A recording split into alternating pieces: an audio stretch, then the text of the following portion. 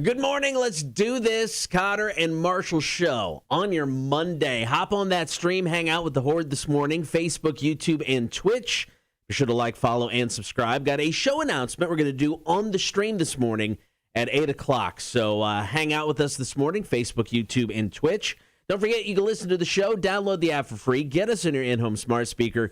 And check us out at rock1061.com. Marshall, happy Monday. I don't think the people of Savannah, Hilton Head are feeling my Halloween spirit, Cotter. Why is that? Well, I went to a Halloween party. Yes. That you just happened to be at this weekend. Yeah. Had a great time. Dressed up a little bit. So I had some eye black around my eyes. Kind of like I was Batman, but I wasn't Batman. I went to a bar afterwards, and I got the looks from people. A lot of people are in there. I mean, it was kind of a sportsy-ish bar, but I mean, it is the Halloween season. Lots of Halloween decorations up inside the bar. I walk in with my wife. We're the only two people dressed up coming from obviously a Halloween party. Right. And we got the looks. The looks. I don't know. It turns out not everyone feels the Halloween love like I do, I guess. Years ago, I participated in the Ailey Shriner's haunted house. And full makeup. I mean, full zombie white makeup. It was awesome. Yeah. I had the long hair at the time, so it was crazy, just kind of teased out. I had to go to Kroger on my way home afterwards. Priceless. Yeah. Priceless. Because it was like 2 weeks prior to Halloween. It was right when the whole thing opened.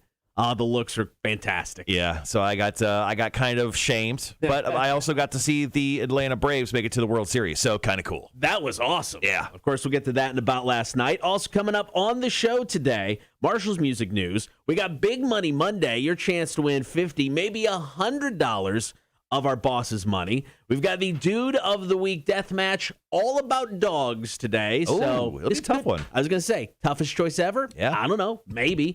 Also take your calls, comments, and text. Has someone or something tried to scam you or someone close to you recently? Then, of course, yes, about last night, Hayden Christensen doubling down with Star Wars. Got an update about the whole Alec Baldwin situation. And yeah, like Marshall said, the Braves are going to the World Series. That story's next. Volbeat Shotgun Blues, Cotter and Marshall Show. Rock 106.1. All right. Welcome to the Monday show. Rainy Monday. It's like the first time it feels like it's rained in forever. Yeah. Like a month, right? I think we get a day and then it goes away. Is that what it is? Yeah, this is, hold on, let me check. I looked at it. Well, what's kind of cool about today is I was looking at the weather app last night. Like, today's supposed to be like the last 80-degree day. Yeah. And I freaking love that. 68 by Friday.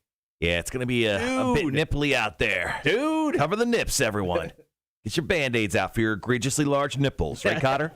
Right, Cotter? Hey, you know what? Mine are always pointing out. I'm sorry. I'll give you that.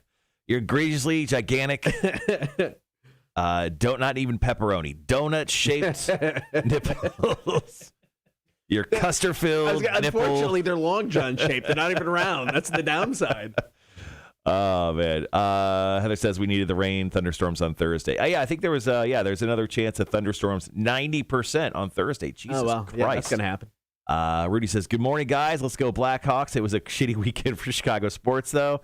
Christ, yeah. So, there's Charles. Morning, Charles. Morning, Charles. Say Brady. Did you say Brady Monday? Still shell-shocked from that beatdown? No, man. So Charles texted me yesterday while I'm watching the Bears game, and he's like, "You want to start warming up Andy Dalton?" Like, no, man. This is completely inept coaching and inept work by our general manager. But yeah, I'm definitely not wearing Chicago Bears gear for a couple weeks until we get another maybe a win or something. I don't know. I need something going on with that team because I don't know if you saw the score, Cotter. 38-3 yesterday. They got 3. Or 35-3. I don't know. It was like mid-30s to 3. They got 3. I stopped watching. I think it's fair to say I stopped watching after the first quarter. Sorry. After the first quarter, it was 21-0. And I was like, that's good. I need to see more. I turned it off. I think I went and did my show notes for the show today. Ran to the store, bought some stuff for dinner. We watched some Sopranos. I finished up season 3 of The Sopranos. I watched the final episode of Midnight Mass last night. Caught up on What We Do in the Shadows. Watched lots of TV yesterday afternoon. And that was my day. Yeah, we got through the first 5-6 episodes of Lock and Key, season 2. Oh, how is it? It's good. Yeah, I really like that show. This season is, I like the first season, but this season's solid. I really like it. Yeah, I want to watch, I think my next series is going to be, I'm going to take a break from The Sopranos now that I officially watch season 3. Sure. I think I'm going to watch You next. I think I'm going to start watching You tonight. Okay. Yeah, we plowed through some Lock and Key. It's very good. So the Midnight Mass is the ending, was it worth it? It's okay. Yeah, I thought Midnight Mass was going to be better than it was, and it's just kind of an okay series. Like, I don't get it. I don't get the hubbub or everyone's freaking out about Midnight Mass on Netflix, but it was okay. It's just I don't know why they really let their scenes breathe and have these gigantic character monologues. But I'm like, fuck, when does this end? It's so bad. All right, guys. Go ahead. All right, we'll be right back.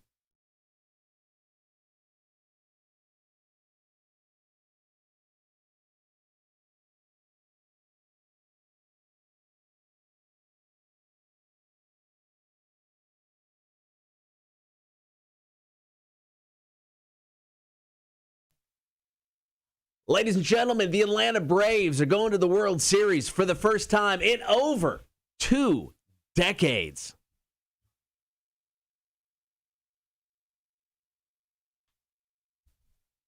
Atlanta Braves got it done Saturday night, beating the Dodgers 4-2, taking the series in 6 games. 1 ball and no strikes. Pitch on the way. There's a shot to Dansby. He slides to it. He's got it. Throws over. There is a new champion of the National League, and it is the Atlanta Braves. They have won the 2021 National League pennant, and the Atlanta Braves are going to the World Series.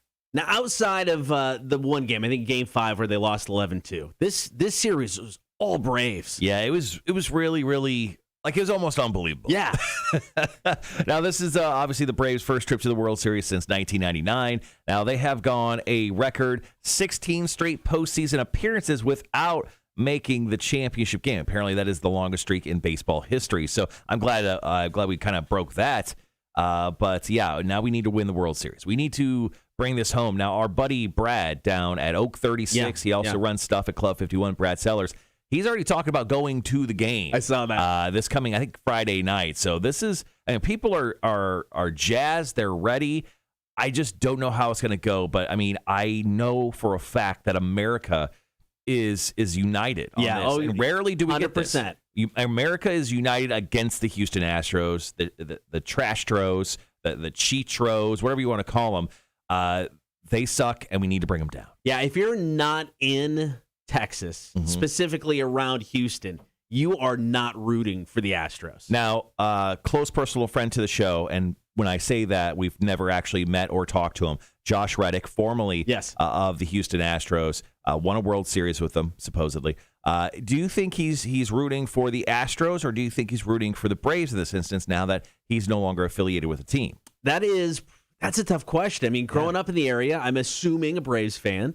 And then, you made your money with the Astros, so there's still got to be part of you. Yeah, there's some allegiance there, maybe? Tied to that team. All right, someone who knows Josh Reddick, tell him to call into the show today. I need to know this. No, it's a great question. Now, how big was the trade, though, for Eddie Rosario? Dude just got on the team in July. Yep. And he was the stud of the NLCS. He was batting .560 throughout the series. 14 hits, ties the Major League Baseball record for most hits in a single series, 3 home runs, 9 RBIs, obviously the MVP of the series. He was an utter beast, and excuse me, the National League Series Championship MVP as well. So good for him, man. He's going to come probably to a big payday very, very soon. So Game 1 of the World Series tomorrow night, Braves versus the Astros in Houston. Cannot wait for that. Coming up next, multiple updates about this whole Alec Baldwin fiasco from his set of the movie Rust. So we got that coming up. Cotter and Marshall, Rock 106.1. Charles says, my buddy with the Cobb County PD gets to work the World Series in Atlanta. Dude. That's awesome. That would be awesome. Charles also said it's embarrassing to watch the Bears and the Dolphins. Agreed. Man, that Dolphins game. I mean, first and foremost, I was keeping an eye on the Dolphins game because my starting quarterback in my fantasy team, Josh Allen, did not go this week. So I started in place Tua Tagovailoa, and dude balled out. Got me like 30 points. Nice. I am very, very happy. I am going to win in all 3 of my fantasy leagues this week. That is after losing in all 3 of them last week. Very excited. In true fashion of the season, I haven't even looked. I don't even know how I'm doing. You actually started a player in one of our leagues that we're in that didn't even play yesterday. Yeah. Connor's really given up on fantasy football. He was emotionally devastated, I think, after 2 or 3 weeks. So I'm getting spanked, and let me rephrase that. I got spanked in the Connor and Marshall League, 100-68. I'll round it up. It was 68.9, 69. Wow. And then in the other league I'm in, let's see. There I got spanked, 110-69. Wow. Well, at least you're consistent. Back-to-back 69. Name one other person who's done that. Yeah, no, I gotta start paying attention. It wasn't I did not intend to do that. It just stuff happens. It was a busy weekend for Dude, I woke up feeling my age this morning. I for the most part, I don't feel 45, but I mean, this morning was rough. On your nipples say another story. On Saturday, we weeded, and we had this little rock area in the back that we had some plants in, and the weeds just overtook it. So we re-weeded it. I laid down the black material to keep the weeds from going. The weed block fabric. Bought 15 more bags of rock that I lugged from the front of the house to the back of the house, dumped all those out, and then I mowed and edged and did all that. Woke up yesterday morning, I feel fine. And then yesterday, spent about 4 hours just cleaning out the garage. I woke up this morning. I was just like, my back hurt, my neck hurt. I stood up. Why are my legs sore? This is sad. Every part of my body was just screaming. Man, that's tough. So, yeah, I know. That's tough. Getting old sucks. That's tough. Let's see. So I updated my laptop here, so I'm afraid that it's going to at any point just essentially start smoking and blow up in my face. So I'm not going to try to open up any extra windows. Yeah, I get that. I think that is the fair assessment.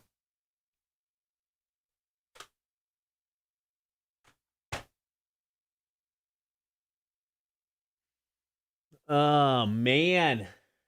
Weekend went by too quick, though. It was enjoyable, but it went by so quick. Yeah.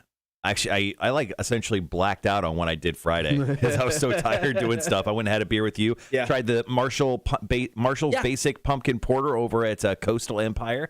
It's very good. Go try it. Smoky and spicy. Yeah, it's on tap only there at Coastal. And then I just went home and essentially died. Went to bed super early. And then Saturday slept in, which felt very weird. I got out of bed at, check this out, 9 a.m. What? 9:08 a.m. I was still in bed, and I was like, this feels good. I could do this every day. Yeah. And then my wife and I were trying to buy her a car. And by my wife and I mean she was trying to buy herself a car. I was playing video games in the living room for the majority of the morning. That's good. She had still no success trying to find and or buy a car. And then, we went to a Halloween party and kind of just hung out that night. So that was really nice. That was just really nice to just be doing nothing this weekend. And then yesterday, I did not watch the Chicago Bears game. I watched the first quarter, and that made me not want to watch the rest of the game. All right, we got about 7 minutes coming out of commercials. Going to get into Metallica, The Unforgiven. So in that game yesterday versus the Bears, Tom Brady threw his 600th touchdown pass to Mike Evans. Mike Evans gave the ball away to a fan in the stands. It was Brady dude, where's the ball, man? Dude. In celebration, Evans ran to the stands and handed the football to a fan in the front row. He did not realize that it was a part of history and thought he was doing something nice for one of his team supporters. So obviously, a team staffer or equipment manager had to run over to the fan and let him know what just happened, asking for the football back. It took the staffer the entire commercial break to get it back in his hands, but eventually the fan came to an agreement. Although it's unclear as to what happened in the agreement, I'm sure they will find out soon. The fan, I bet you that fan got so much. Honestly, there would be no way if I knew the importance of that football. You give it up, and they gave it to me, I would not give it to the staffer. You sell it, or do you keep it? I mean, I would probably go the route of I need the seats I'm in for life. If you can make that happen, let's talk about it. Yeah. Yeah. Yeah, I wonder what he got in exchange. Now I'm curious. 'Cause, Yeah. I mean, it's Brady, it's the league as a whole because it's that important. If you kept the football, I mean, you could take it to auction and probably make $1 million. It's a pretty important ball. Yeah. Morning, Cotter. Remember how I was explaining how we decorated our house for Halloween years ago? I found a picture of it, sending it to you now via the Rock 1061 text. You see it? Oh, my Lord. It's quite bloody. That's gory as hell. I like it. Cameron says, I heard he just got a signed jersey. No. What an idiot. I would need those seats, and I would need a 1-1-1 with Tom Brady. I would at least ask for that. You got to get something more than a signed jersey. 100%. Yeah. I mean, the value of that, yeah. That ball, I mean, how much do you think that ball would have went on an auction block? I don't even know. I don't know. I mean, I don't know. $1 million seems a little steep, but you're talking tens of thousands, hundreds of thousands of dollars. Yeah. I mean, you can make a pretty penny. A signed jersey is not the same. No. And it's probably just signed by, the guy getting the ball back. I can't get to Brady. I'm sorry. Wanda said it was gnarly. Yeah, we agree. The picture she sent it into us. Here, I'll see if I can. Grizzly, if you would. Excuse me. All right, we got about 420. Nice.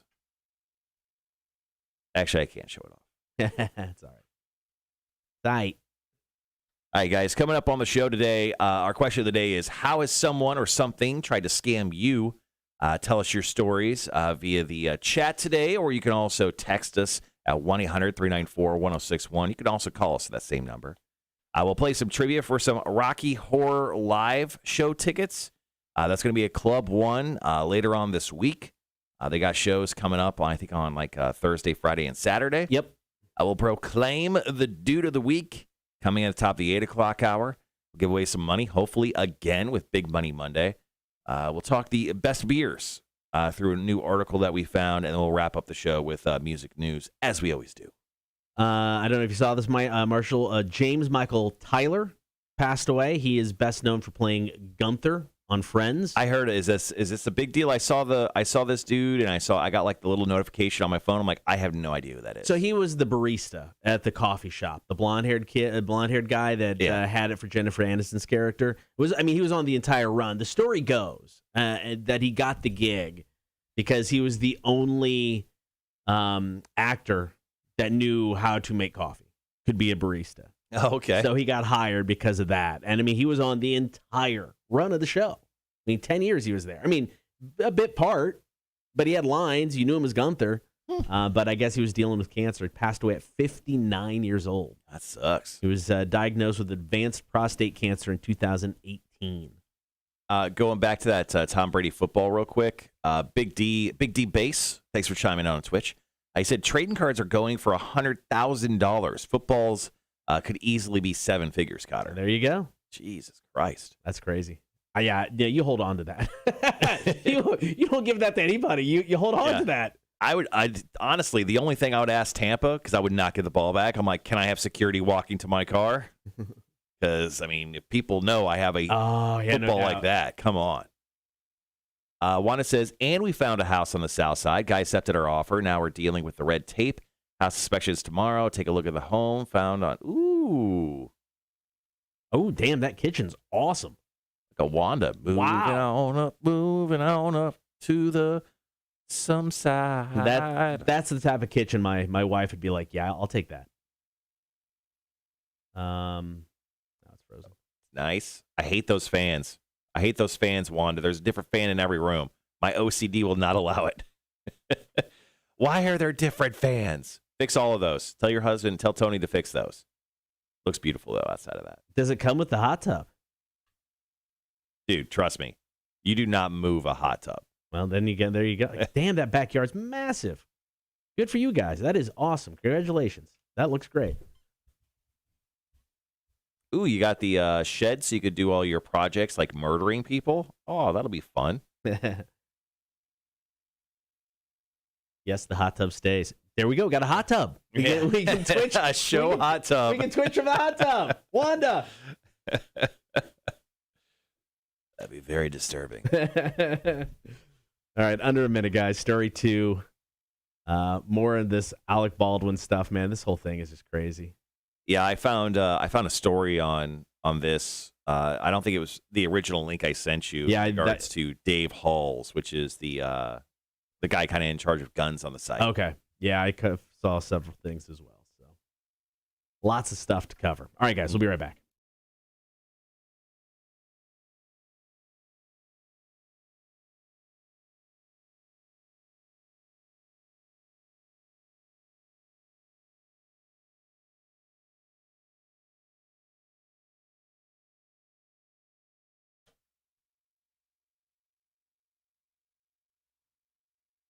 More news has come out about the shooting that took place on the set of the Alec Baldwin movie Rust. All kinds of stuff over the weekend. We got that next.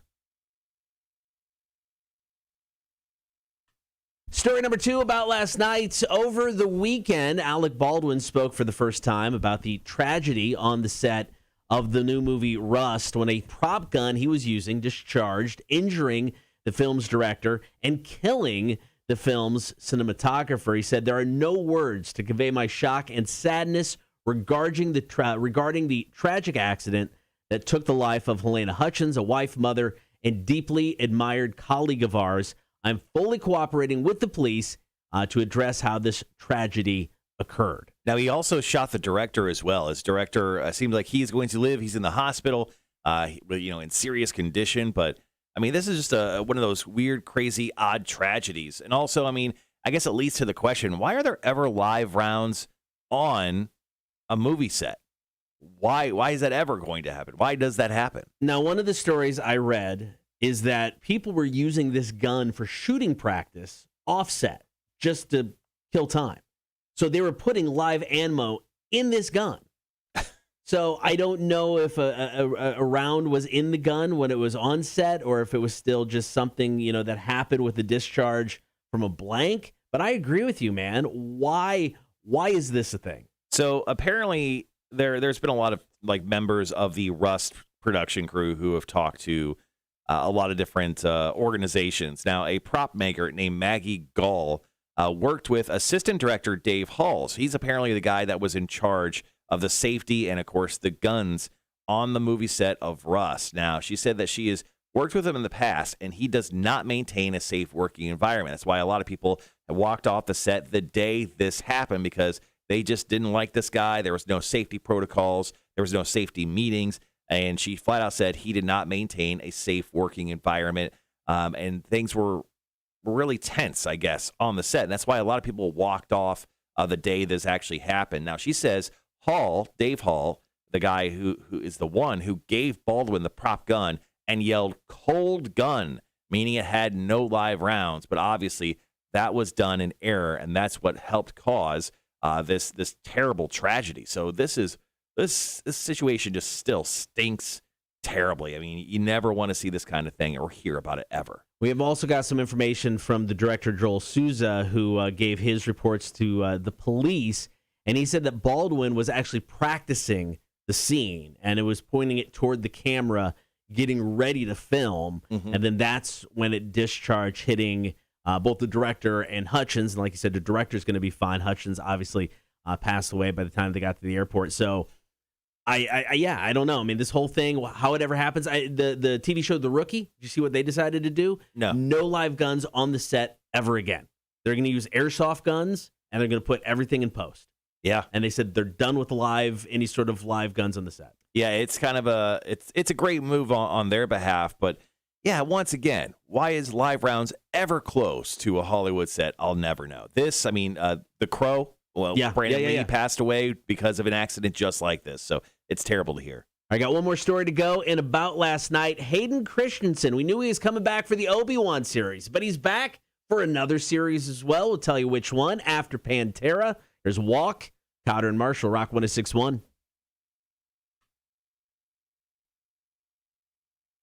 Yeah, there's like, I guess Baldwin's stunt double had the same gun, and he accidentally that fired like two things earlier, on the set. So stupid, man. Jesus.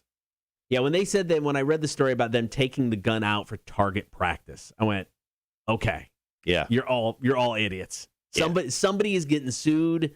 Baldwin's getting sued. He's a producer on this movie. Someone is losing a lot of money. Rightfully so, because it sounds like it was a cluster F. Yeah, it does not sound good. Yeah, that story's going to be going on for quite some time. Quite some time. TMZ even had pictures of like Helena, I think, is that her name? Yeah, I am probably mispronouncing it. But the lady who died, the cinematographer who died, her like TMZ had pictures of her family showing up in New Mexico. She had a young little boy and her husband. So I feel bad for them.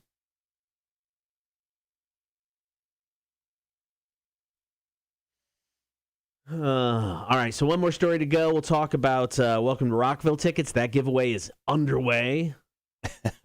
Just so you know, you have to text the keyword into the radio station. I had a listener this morning, and once again, I do use my phone for like listener giveaways and stuff. I had a listener this morning text the keyword to my cell phone. That will not get you the win. No. I did respond to them. I let them know, you got to text that into the radio station. And he did. Good. She, Holly, I think it was her name. But yeah. So funny. Morning, Tony. How are we? We're still half asleep. No big deal. Have a second. I'm going to do this. So there's a lady, 106 years old, lives in Berks County, Pennsylvania. I mean, when you get that old, are you you're like a vampire at this point, I think right? so. You're a vampire? Well, obviously, anytime anybody hits 100, they're like, how did you live this long? Sure. She credited her love of beer. She loves Yingling. She drinks the hell out of Yingling. Oh, I'd rather die. I'd rather just die early. I've had worse beer, so it's not. I mean, she lives in Pennsylvania. It's where it's at. And she just chugs Yingling. I guess. Well, Yingling, she's nearly 107. Mm-hmm. Yingling delivered a truckload of beer to this old lady. Just saying cheers. Thank you for enjoying our beer. That's cool. But here's the thing, like, old people have no filter or no censor. Do you think when they came out, they're like, lady, here's a pallet of beer. She's like, what the am I going to do with that? I mean, looking at this lady just sitting there in the chair talking, I would never guess 107. I'm thinking she's lying. She's like 87. She added 20 years. She doesn't look 107. And she just did it, so she's like, I'm crossing my fingers for this free beer, man. But she's just sitting there in a lawn chair with a Yingling cracked open.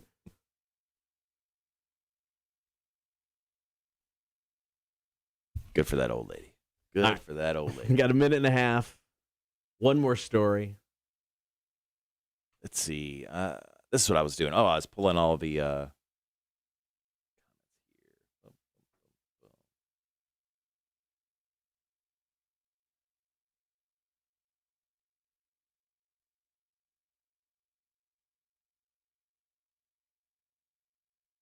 We've got a minute. I'll get to this story about an alcohol shortage coming here in a second. That's not good news. I don't like that.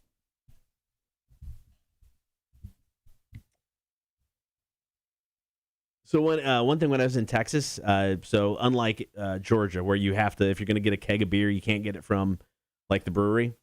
Right. In Texas, the laws are different. You can get it from the brewery. Anything goes in Texas. Whatever. They have recyclable kegs. So instead of bringing it back to the brewery, it's plastic, and you literally just recycle it afterwards. It was actually pretty cool. Interesting. Yeah. So, like, do you just put it on the... Yeah, just put it in recycling. Interesting. All right, guys, be right back.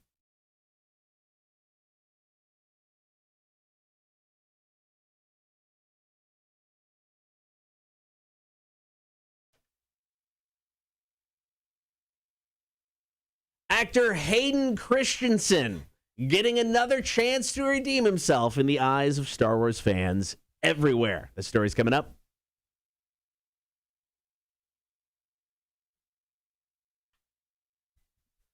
Story number 3 about last night. Now, I think we can all agree when it comes to Star Wars movies, specifically the first true trilogies, acting, not the strong suit.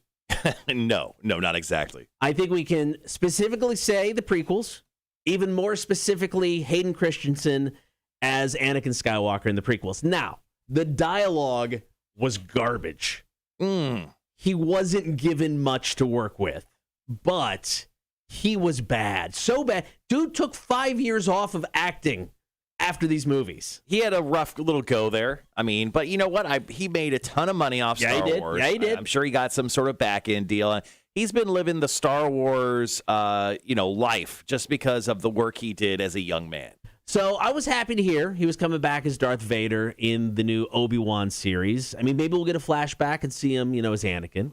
Well, now I'm kind of even more excited that he's coming back for the Ahsoka series starring Rosario Dawson. Now, Ahsoka actually debuted in the cartoons, and a lot of Star Wars fans call her the best character in the universe of Star Wars. Well, I'm excited to see this now. This is set to film for Disney Plus. This little mini series is set to film next year, and this is where Hayden Christensen is going to, reprise his role as Darth Vader.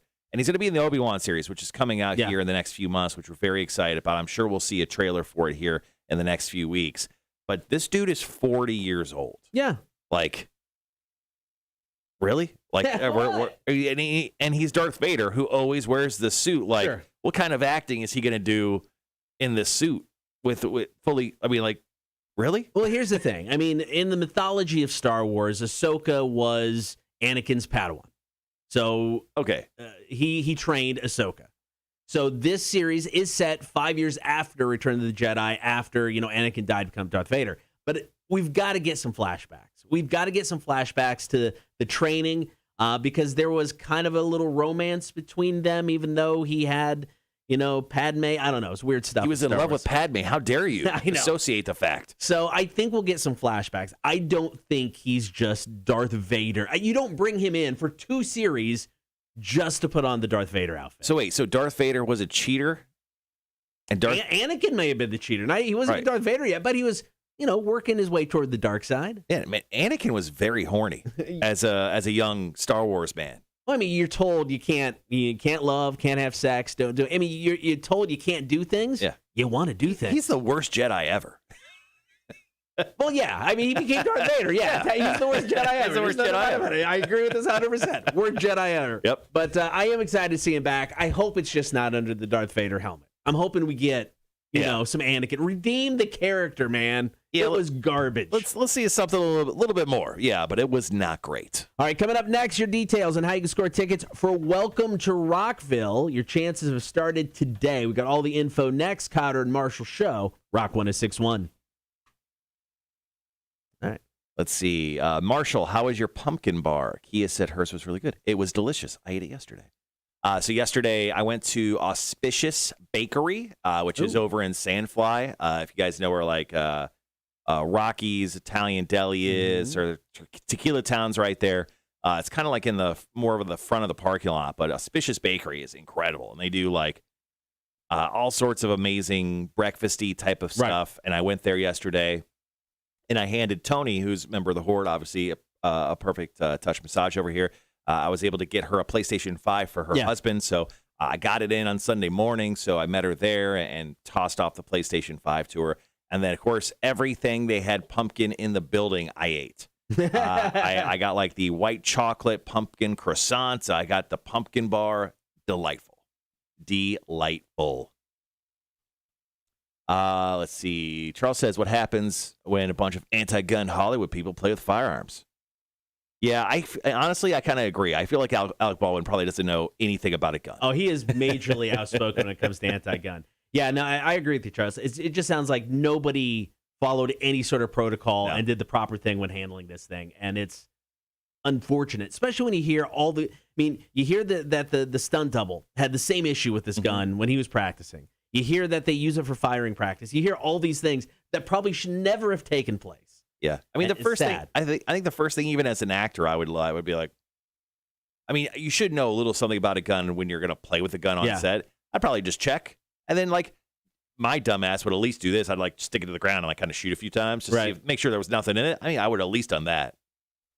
But I don't know. I'm projecting on what I would do in a certain situation that I had nothing, and I've never been put in that situation. Yeah. So, no, the whole thing's very sad. So we got this story about a possible alcohol shortage around the holidays. So it has to do, obviously, but with how will I put up with my grandparents? That's a stellar question. Obviously, it has to do with, like, the supply chain backlog of 2 ports in Southern California. Now, stores in Southern California already dealing with it. They had pandemic-related backlogs. It's led to shortages of all kinds of things, alcohol and glass bottles.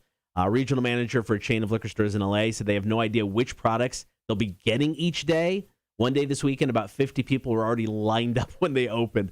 Okay, we have an issue. Just to be the first to get their hands on whatever alcohol they got in that day. But, okay, so you know who your alcoholics are. Mm-hmm. Well, we got this. I'll take it. It's garbage. I'll still take it.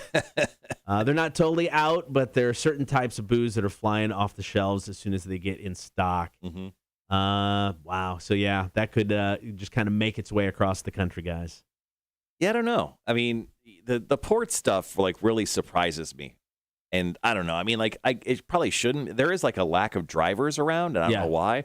Like, I had a guest scheduled for this coming Friday's Beer for Breakfast, and he's like, dude, I'm sorry, I can't come in. I'm like, oh, what's happening? He's like, we don't have any drivers, and we have to deliver the beer ourselves. Right. Like, he's like one of the sales guys. He's one of the guys that, like, go out to the bars, and he's like, hey, how many cases of this do you need? Can I sell you on this new, like, flavored liquor or whatever? Like, he's that guy.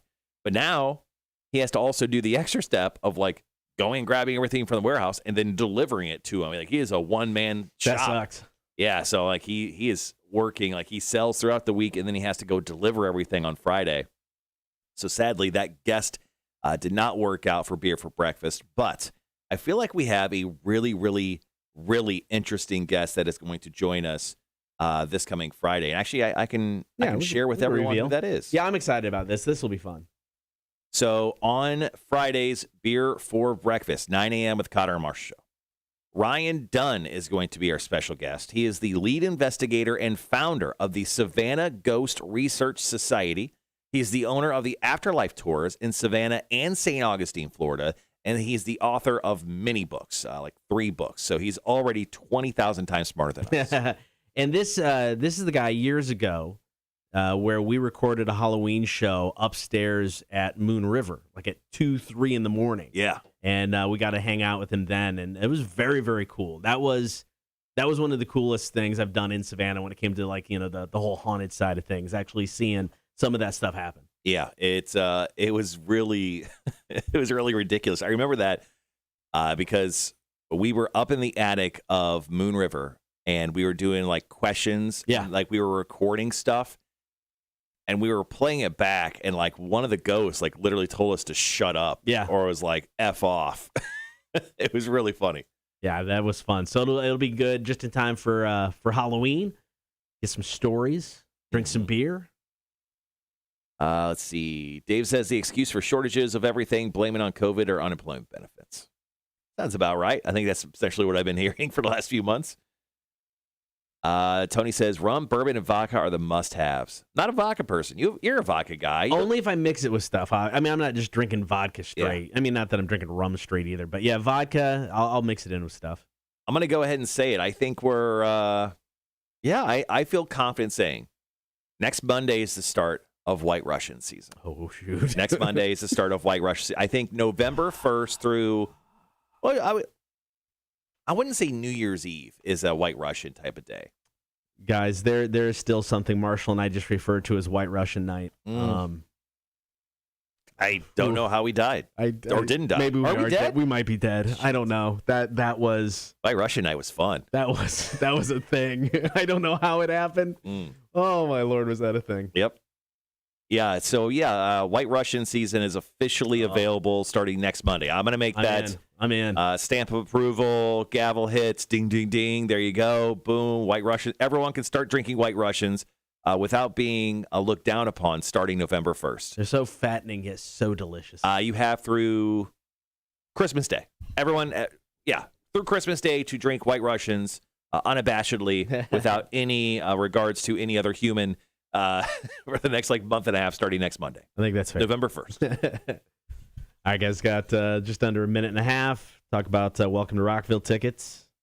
We'll get into our call-in. Has someone or something tried to scam you or someone close to you recently?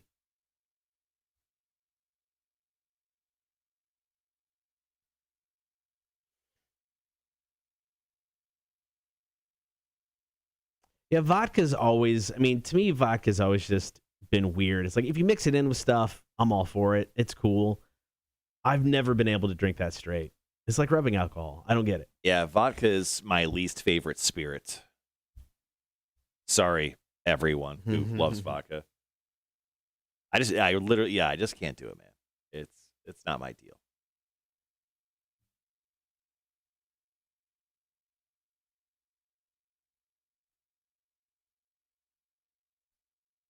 All right, guys, we're about 30 seconds. We'll jump on. We'll talk Welcome to Rockville.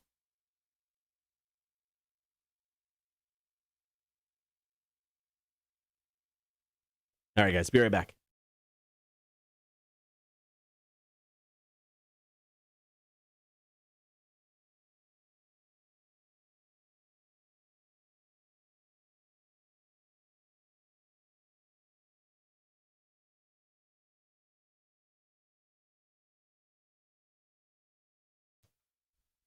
It seems like it took forever, but we're now just 3 short weeks away. Welcome to Rockville, Daytona International Speedway, November 11th through the 14th. 2 nights of Metallica. You get Slipknot. You get Disturbed. It is a great 4 days of music. Now, this is our first Welcome to Rockville since May of 2019. Think about that, Cotter. It's been like 2.5 years since the last time we saw a Welcome to Rockville banner, since we bought a $9.50 beer, since we sweat so much, we sort of blacked out in the middle of the day, then came to, and I don't know who was playing at that point in 19, but it was just a wild time back in 19. Everything was carefree. So much fun. Just lollipops and good times. Open mouth kisses. It was great. What? The random, what? Not you? You? Me? What? Do you do that a lot? Maybe. Not anymore. Pandemic. It's unhealthy. Things have really changed.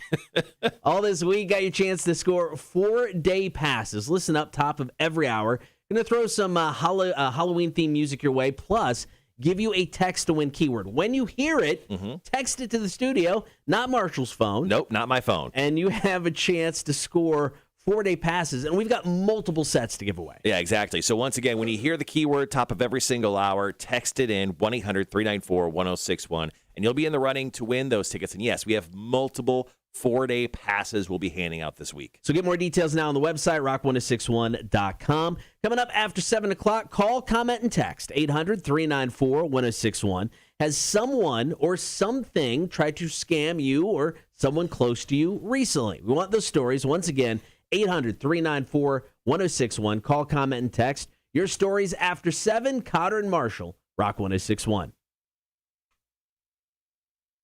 All right, guys, here's our question of the day. As Cotter said, how has someone or something tried to scam you recently?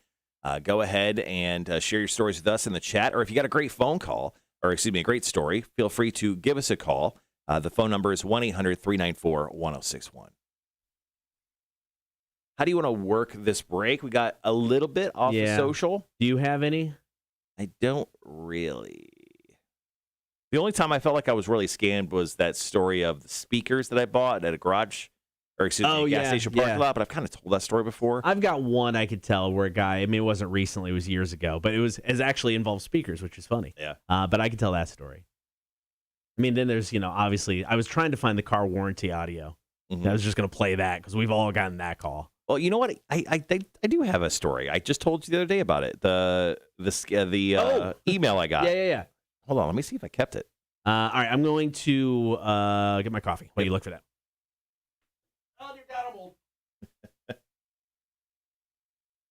I think I just heard every one of his vertebrae scream. Are you supposed to? Is your body supposed to literally scream out in agony?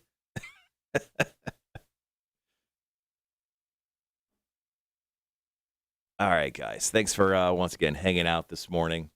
Get my beard trimmed up tomorrow. Very excited about that. So I don't look like such a crusty old piece of shit. Pretty excited. Yeah, once again this week, I'm excited because I always like to have different people in studio, especially when it comes to beer for breakfast. You know, obviously we'll always have our beer guys in, right?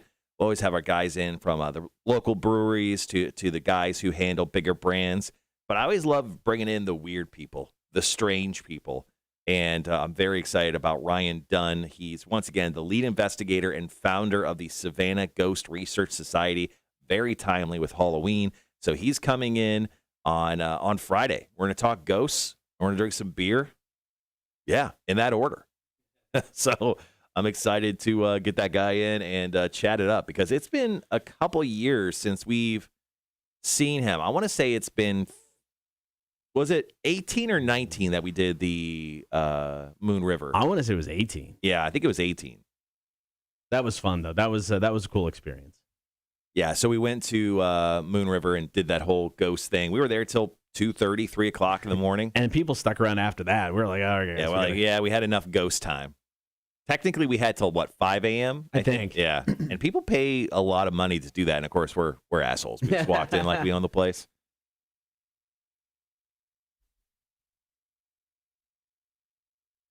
Don't forget, 8 o'clock, got a show announcement.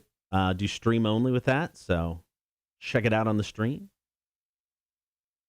So, sad news right here, Cotter. Yeah. Jeremy Piven, his L.A. home was burglarized, and he lost $20,000 worth of clothes. So, according to this TMZ article, Jeremy Piven is definitely going to need a new wardrobe after crooks got away with 5 figures worth of his threads. When you go into a house, the last thing I would steal is clothes. I mean, they seem so bulky and hard to get out. Mm-hmm. I mean, clothes can be expensive, but still, $20,000 seems like it'd be an absurd amount of clothes. So they broke into his home earlier this week just by smashing a window to get inside. It seems like something that shouldn't happen. Now, let's see. It sounds like Jeremy Piven had expensive tastes for his clothes because, yeah, they took away $20,000 in his stuff. It doesn't say if anything else was taken from the home. It seems like a weird thing to have, I don't know, stolen from your home. That's not what I'm going into. You're going to a guy who's had success in Hollywood. I mean, he's got to have some valuables in there. All right, guys, got a call. Rock 1061, who's this? Good morning, it's Big Bald and Sexy. What's up, Charles? What's up, Charles? Beautiful day in paradise. All right, so I got a call about the scam. Okay. So as a business owner, your phone number is listed everywhere, right? Yeah. So, I mean, all day long I get the scams. So I try to waste their time as much as they waste my time. Okay. And I mean, I will play along, I'll play stupid, just anything to drag them out. And finally, like if I'm pulling up to a job site, I'll just go ahead and just say, okay, I've just been fucking with you, and hang up the phone on them. But the best one I've got so far was this dude, and he called me while I was sitting at my computer, and then my line recorded it because it was I drugged this dude on for 5 minutes, and I got him with and this is one of those Microsoft things, pull up your computer, blah blah blah. Yeah. I got him with the Imagine Dragons bit. And when I told him, he said, Imagine Dragons, I said, yeah, imagine me dragging my nuts across your face.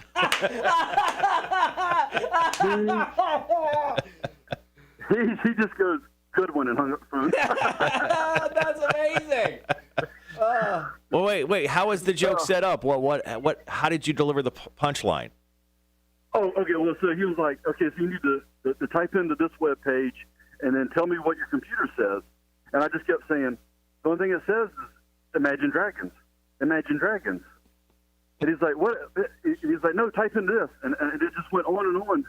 And finally he goes, what is Imagine Dragons? Imagine me dragging my nuts across your face. Oh, that's good. That was awesome. That's good. All right, Charles, thanks for your call this morning, man. We appreciate it, man. All right, guys, talk to y'all. See ya. right, let me edit that up real quick. I'll put that in the middle so it sets up the joke better. All right, guys, be right back.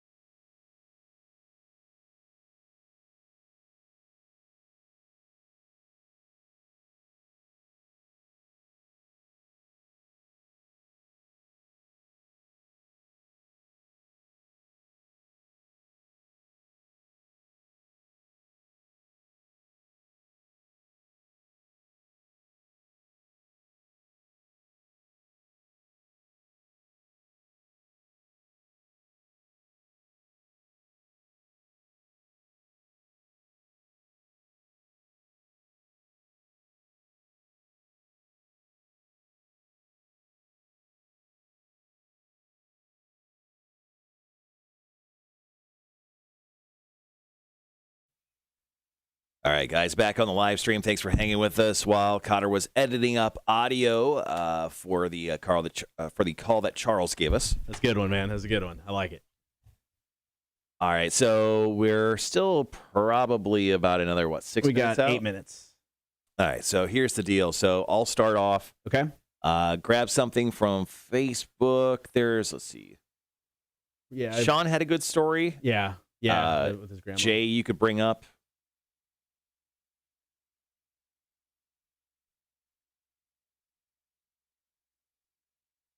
Danielle's is kind of funny. Yeah. Yeah. All right, guys. Once again, our question of the day is, how has someone or something tried to scam you or someone close to you recently?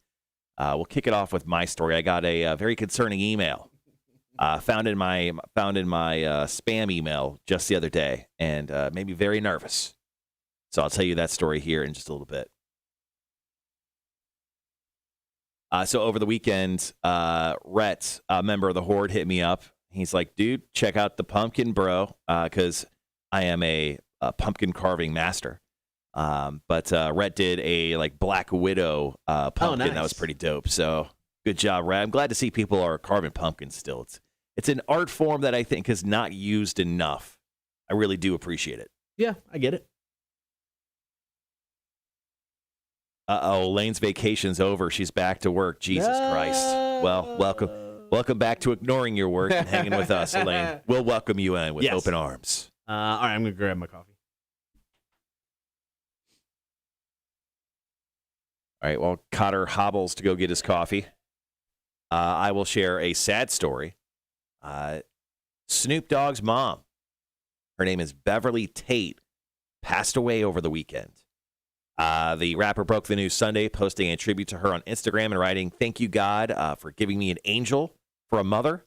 There's another post where he also thanks his mom for having him. A cause of death was not revealed. He did post that his mom was in the hospital, and he was there visiting her most recently. But sad news, Beverly Tate, the mother of the Snoop D-O-double-G, sadly passed away over the weekend.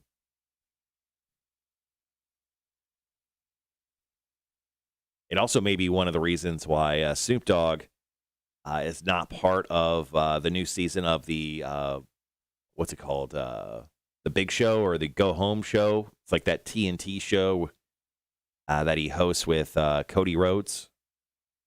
But they replaced him with T-Pain this season. So I wonder if that's one of the reasons why he did not film to be with his mom. Beverly Tate, Snoop Dogg's mom, passed away over the weekend. I saw that. That's sad.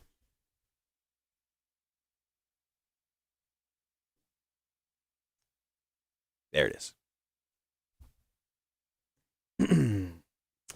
Elaine, only took an hour to get my computer up. Emails loading. Damn. Jesus.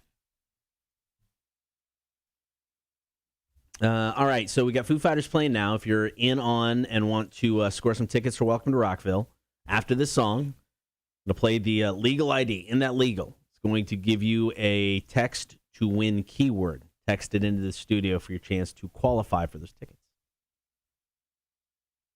Brett, thanks for dropping in your quick little story there, man. Appreciate it. Also, just a heads up, not quite yet, but feel free to soon drop your name and number in for Big Money Monday. Got the money gun ready, just in case. So the people who clean this place, which obviously isn't us. Yeah, they find more money? Well, not only this, I found the quarter I flung across the room the other day. They picked it up. Oh, no, good for them. I forgot. And then there was apparently $1 stuck back there. Nice. So they really gave this place a thorough cleaning if they got way back over in this kind of corner over here. I think we're 2 for 2 in our last 2 big monies, too, right? Yeah. We've gone 2 for 2. So yeah, I'm actually going to buy gift cards today. The boss has been in and out so much, I haven't been able to grab his card. Maybe we can break that streak and not win for you this morning. Wait, I shouldn't set it up that way. No, we're totally going to go 3 for 3. Elaine says emails are at 2,000 unread so far. Holy crap. At what point do you just not go through those? Wow. I mean, are there some that you can just look at because you know who they're coming from and they're just junk or you don't need to open them, or do you need to open all of those? I feel like she gets a lot of automated stuff like this process happened. This thing happened. Yeah. I mean, I hate the fact that when I go on vacation, I can check my work email, but I like it for that fact. Because if I came back, it'd be 2,998 of them would be dumb. Yeah, exactly. I get stuff from trades and people have added me just because I do promotions and stuff. People have added me to every call out list ever. I hate when I get an email and I start getting email. It's like I never signed up for this. Son of a bitch. And I know a lot of that stuff I could just totally hit the unsubscribe button to, but it's still the worst. Still the worst. All right, just over 3 minutes. Probably going to file 90%, wait for someone to fuss. Yeah, I get that. Respect. Elaine, I asked you last week. Yeah, I know. I know you did. I'll get to it when I get to it. All right, guys. Once again, our question of the day is, how has someone or something tried to scam you or someone close to you recently? If you got a great story for us like Charles did, go ahead and share your stories with us via the chat right now. Or you could call us 1-800-394-1061 or text us at that same exact number.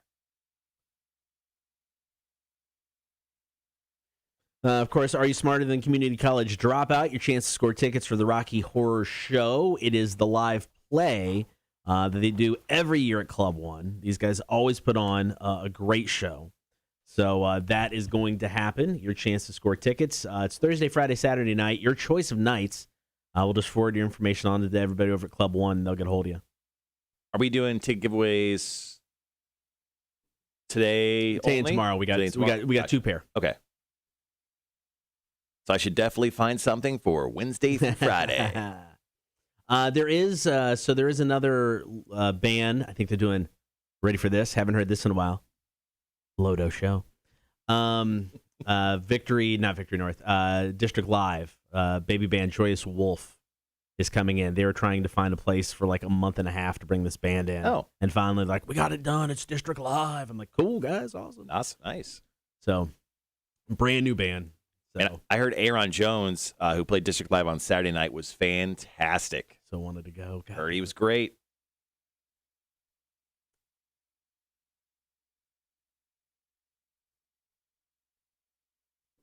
He'll be playing Welcome to Rockville. So, get another chance to see him. So I just found this story. A record amount of Americans are quitting their jobs due to pandemic burnout. Okay, I'm interested. Okay. Okay, are they burnout? Are they burnout with the pandemic, which I get? So according to this, a record 4.3 million Americans quit their jobs in August alone. The biggest reason? Burnout. But rather than complain, thousands have started their own companies. Oh. Well, as Charles would state out, that's a huge mistake. Let's see. Nick Fulmer had pandemic panic. He was furloughed by his janitorial company 13 months ago when no one else was hiring. Then it's a story about how he started a company. I mean, I get it. Cool. I mean, you're just kind of fed up with everything, the changes and the inconsistency of how things are done. I know a lot of people are still, a lot of places are still working from home if they can. So, I mean, I don't know. Looking to do something different, I guess. All right, guys, 15 seconds. Be right back.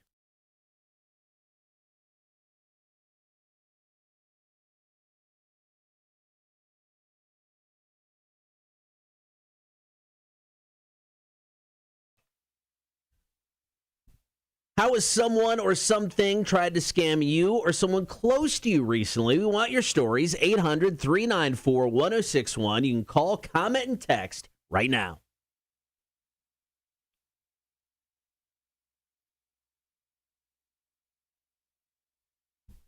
Good morning. Thank you for hanging out. Don't forget, get on that stream. Facebook, YouTube, and Twitch. Hang out with the Horde this morning. We do have a special show announcement at 8 o'clock. We're going to do that stream only. So get on the stream, your choice, Facebook, YouTube, and Twitch. Give us a like, follow, and subscribe while you're there. All right, call, comment, and text this morning, 800-394-1061.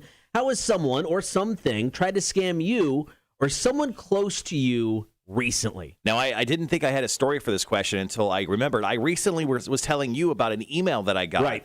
I found it in my spam account, and it was very concerning because the subject line, Cotter, stated an email password an email password that I hadn't used probably in, I'll say 3 years. Okay. But it had my password right there in the subject line. So I'm like, this is interesting. So I click it. And this gentleman, it sounded like a gentleman. I don't want to just assume, but it sounded like a gentleman who stated that he knows my password. And also, he knows that he got it because I was looking at pornography on the internet, Cotter. Do you have any pornography accounts where you'd log in? No. Okay. No. But he stated that he somehow got my password because I was looking at pornography on the internet. Not only that, he had a video of me looking at pornography on the internet. Okay. And I'm not going to lie, I look at pornography on the internet. I am a 38-year-old, very, very, very much still, virile male. Yeah, I look at pornography on the internet. Yeah, and if you're like, oh, I wouldn't admit that, you're lying. Everyone looks at porn on the internet. Everyone does. So what were they asking for? They were asking for the small sum of $2,700 to be sent to them in Bitcoin, or they would release the video to my friends and family. Oh, yeah. And I thought to myself, I'm like, that would be hilarious. If my entire family got to send a video of me just pleasuring myself. And then I thought to myself also, if my friends and family saw this video, closer as a family, we had something to talk about at Thanksgiving. Emotionally scarred. Yeah. Never need to watch a horror movie again. I'm like, cool, man. If you're really into me pleasuring myself just for the small sum of $2,700, actually, I would like to if I had that video, I would sell it for $2,700. I would start an OnlyFans for $2,700 for 1 month, and then I would just charge people for that. Did they give you a deadline as to when you had to pay them by? Yes, it was like 2 weeks. I very appropriately deleted the email. Sure. I just knew it was a scam. I wasn't going to. But also, if you got that video of me out there, you know what? Show it off to everyone. Because if you watch it, you are a weirdo. 800-394-1061. I can imagine getting that email. Oh, it's an email from Marshall. It's Marshall. What am I watching? Oh, my God. Oh, what's he doing? Why is there so much toilet paper around? Why is it a very awkward angle? Is that like a double chin thing? Oh, what's he doing now? What is that? Oh, my God. I need bleach for my eyes. 800. There's not enough bleach for that. 800-394-1061. Has someone or something tried to scam you or someone close to you recently? You can call, comment, and text. Sean hit us up on Facebook, and this one's low, man. Someone once called his grandmother pretending to be him. Oh. They didn't say they were me until after she asked if it was me, pretending they were in an accident and trying to get money out of her. She started asking questions, and she started unraveling their story, hung up, and called me to ask if I was okay. People are scum. Yeah, that's a low-life move. That's not a good move at all, man. Yeah, working on people's emotions like that. Don't like that. Yeah, messing with grandma? You don't mess with grandma. 100%. You don't mess with grandma. Yeah, I mean, ask her for some mac and cheese, but never steal money from grandma. Some Werther's candies, maybe? Yeah, well, she's got like a whole dish full of those. Can you knit me a sweater? Yeah.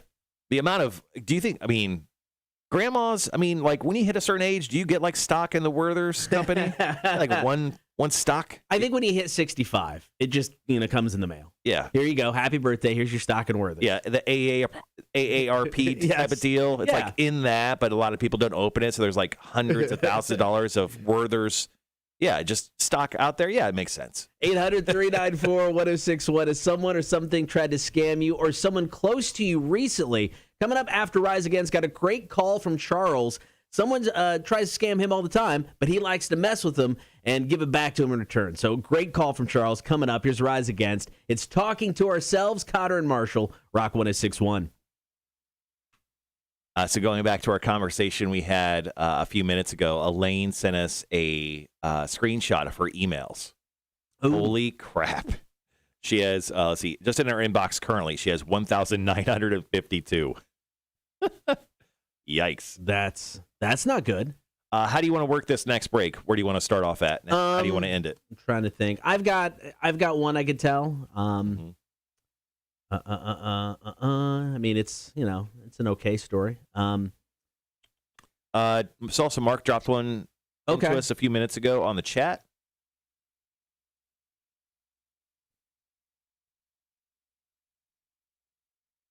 No, he did. It was the same one that it was just your story. Oh, it was. So it's happened to Salsa Mark as well. Me and Salsa Mark, same password. So I can tell mine. Yep. Is there one you want to read? Red dropped one in. Okay.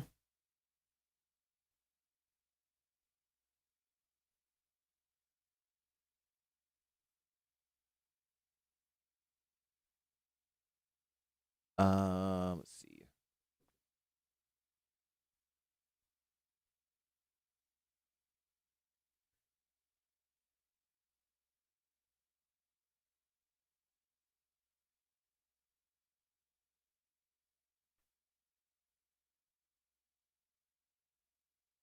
All right, yeah, I'll bring up Rhett's. It's more of kind of he's the last line of defense when stuff happens. I can do mine. You can do Rhett's, and then we can play Charles's call, and then we can determine if we want to come back for a third.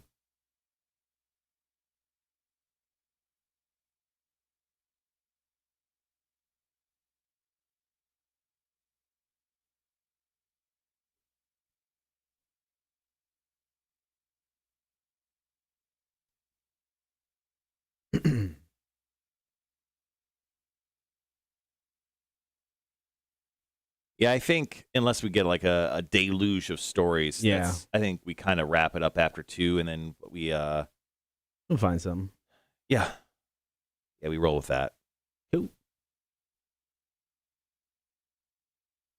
All right, guys, about 45 seconds. Yeah, I heard Aaron Jones was great on Saturday, Holly.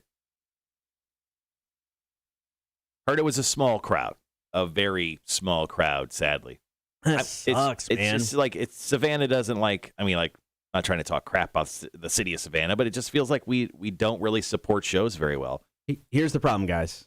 They will go away. They're going to go away. People are going to stop bringing rock shows to town because people aren't showing up. So they're going to go away. All right, guys, we'll be right back.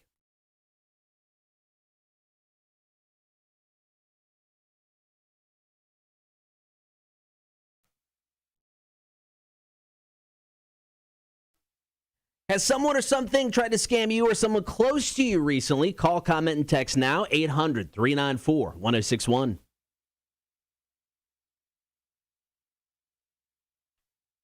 So, Marshall, I think the biggest scam going on right now is just the extended car warranty scam. Man, all of us get those. I was trying to find, because I had saved several of those voicemails one point in time, thinking we'll use them sometime on the air, and I don't have them anymore, just so I can play one back. But everybody gets those. But back in the day, the first place I lived after moving out of my parents' house, a buddy and I were just kind of walking around the neighborhood, and a guy was having a garage sale, rummage sale. Oh, cool. So we go up, and he had some like stereo equipment. Well, we're two single guys, got a brand new house. Yeah. We need some stereo equipment. Dude, you got to have the jam so the ladies come a-running. So we were all kinds of excited, thinking we were going to get some good stuff. So, and he had a lot of stuff. And it was a little bit older, but we're like, all right, this is cool. And he's like, all right, well, this does this does that. And, $100. I'm like, $100? This is a rummage sale. You have it out in your front lawn. I'm not going to spend $100. He's like, well, 75. I'm like, well, what can I hook up into this? Can I plug this in? I was just trying to, well, here's what I have at the house. Can I hook it all up? Just want to make sure it works. Sure. And then he kind of got quiet all of a sudden. And it got weird. And then he just looks at me and is like, well, none of it actually works. I'm like, what do you mean none of it actually works? Well, the lights work. It all lights up. It looks really cool, but you can't play any music through it whatsoever. Yeah, this guy was, what is he doing? And I'm like, you want me to buy this equipment, carry it back to my house? Once again, older stuff. It was big and bulky. Yeah. And not have it work? He's like, but it'll look cool.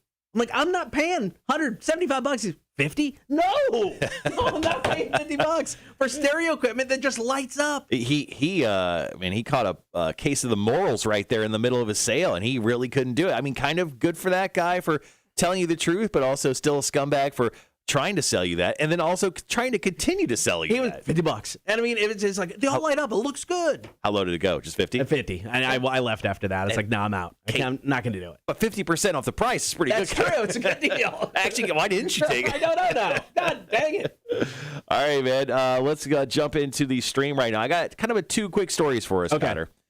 So Elaine the biker chimed in this morning, said, while I was on vacation, Georgia Power called my 81-year-old mother and said they were going to cut the power off if they didn't give her the card information immediately to pay the overdue bill. Now, this one has been done time and time again.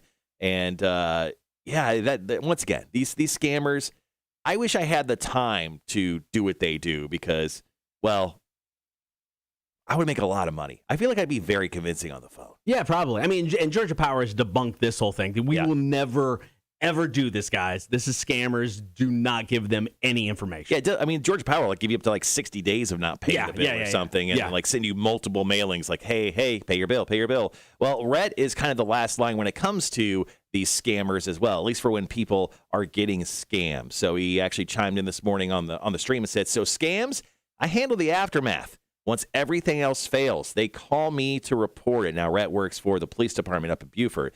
They said they also want me to catch the guys, but these guys work out of the country 99% of the time. He goes, most scams spoof their phone number, making it look like it's an American phone number, but they're really just out of the country. The email scam, which is the most popular.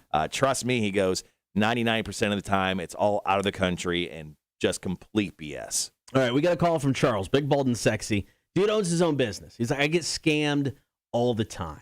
But Charles likes to mess with those who call in for the scam. So as a business owner, your phone number is listed everywhere, right?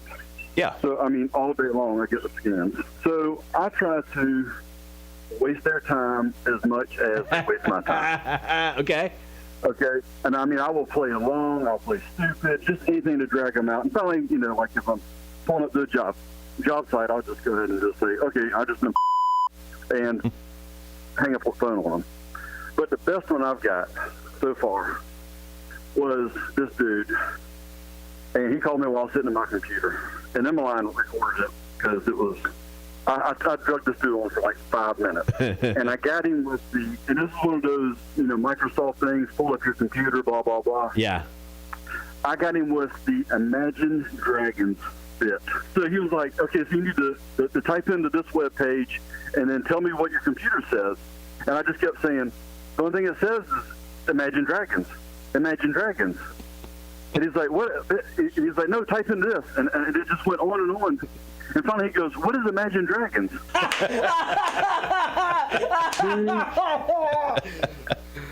he just goes, good one, and hung up the phone. That's amazing.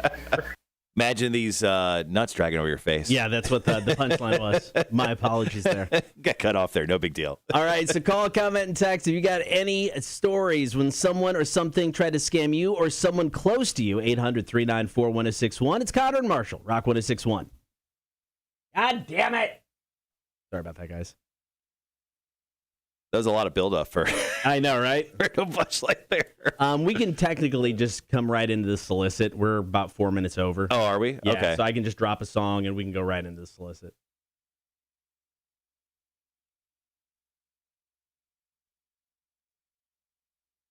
Morning, Andrew. I said it was, but they hang out more in small crowds, it seems like. I don't know what she's talking about. She goes, I sent a picture on the radio messages. Okay, let me see. I don't know what we're talking about. I'm interested.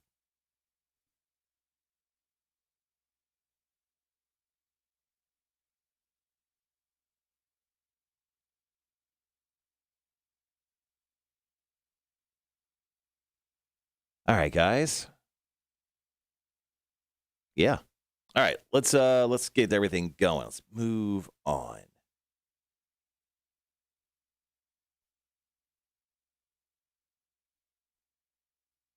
So yesterday was the anniversary of multiple albums, Cotter. Okay. Ozzy Osbourne has released Osmosis 26 years ago as of yesterday. Okay. The Smashing Pumpkins released Melancholy and the Infinite Sadness yesterday, 26 years ago as well. And then Linkin Park released their debut album, Hybrid Theory, 21 years ago yesterday as well. So a bunch of album anniversaries yesterday. So once again, I can officially be like, I played stuff off of the Ozzy and Smashing Pumpkins album when they were released. Mm-hmm. I'm old. 95? Thought it was 94. Man, I'm old. Oh, Holly, you messaged us on the Facebook page. Yeah, I saw those when it came to the Aaron Jones show. Yeah, the Aaron Jones show. Yeah, I heard the show was great. Heard it was just really lightly attended, though. So that sucks to hear, man. He's such a great guy.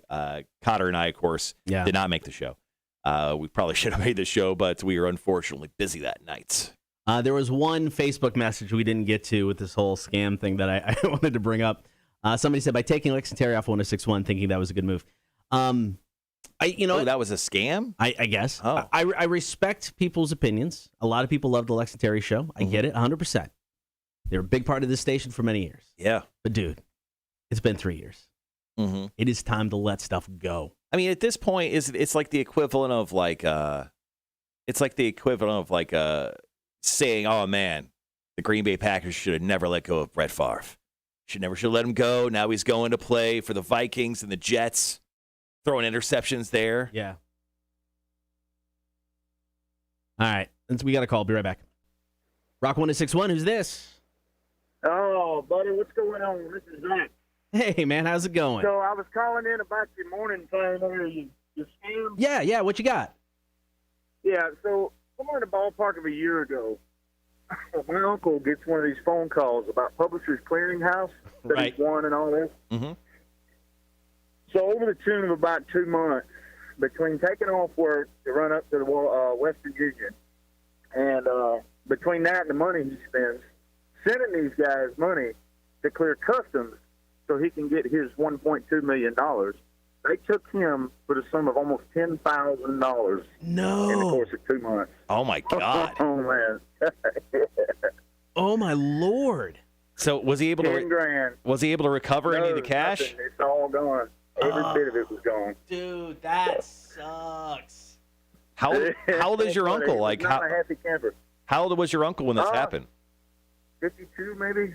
Old enough to know better. Yeah. What did he say when he found out that it was a scam? Was he just like devastated, or was he? He stunned? didn't. He didn't. He just kind of broke down. You know, he shut off from everybody. He wouldn't say anything about it. And he still doesn't like even talking about it or hearing about it. Yeah, no, I don't blame him. But, Jesus. whew, Yep. we laughed our ass off, man.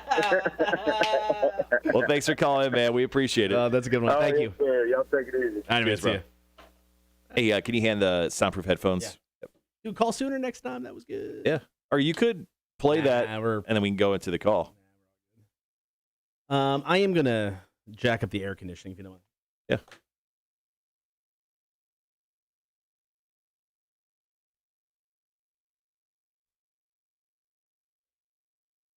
All right, guys. Going to dive right into Are You Smarter Than a Community College Dropout Trivia? It is very weird to dive into it, and it's still dark outside. I feel like at this point, someone forgot to turn the goddamn lights on. When is the stupid fallback? I think it's next week. When is daylight savings time? November 7th. Oh, the day before my birthday. Yeah, you know what's going to be great is so my birthday's on a Monday this year. I'm going to come into the show an hour later and be like, oh, I forgot to set my clock back, dude. It's crazy. Yeah. Alex Terry started like it. I mean, look, I appreciate what they did for the station. I really do. Under different circumstances, maybe they wouldn't have been removed. Mm-hmm. But it's been 3 years. I think you can, if you like the show that much, listen to them on their app. You can listen to them for free every day. Listen to them on the app. Sorry, guys. Yeah, go have fun. Listen to Lex and Terry, guys. And just the one guy, though. Yeah. Andrew says, yeah, L&T became played out pretty much a 5-hour advert for Go Cleanse. They love talking about it. It's essentially their one advertiser.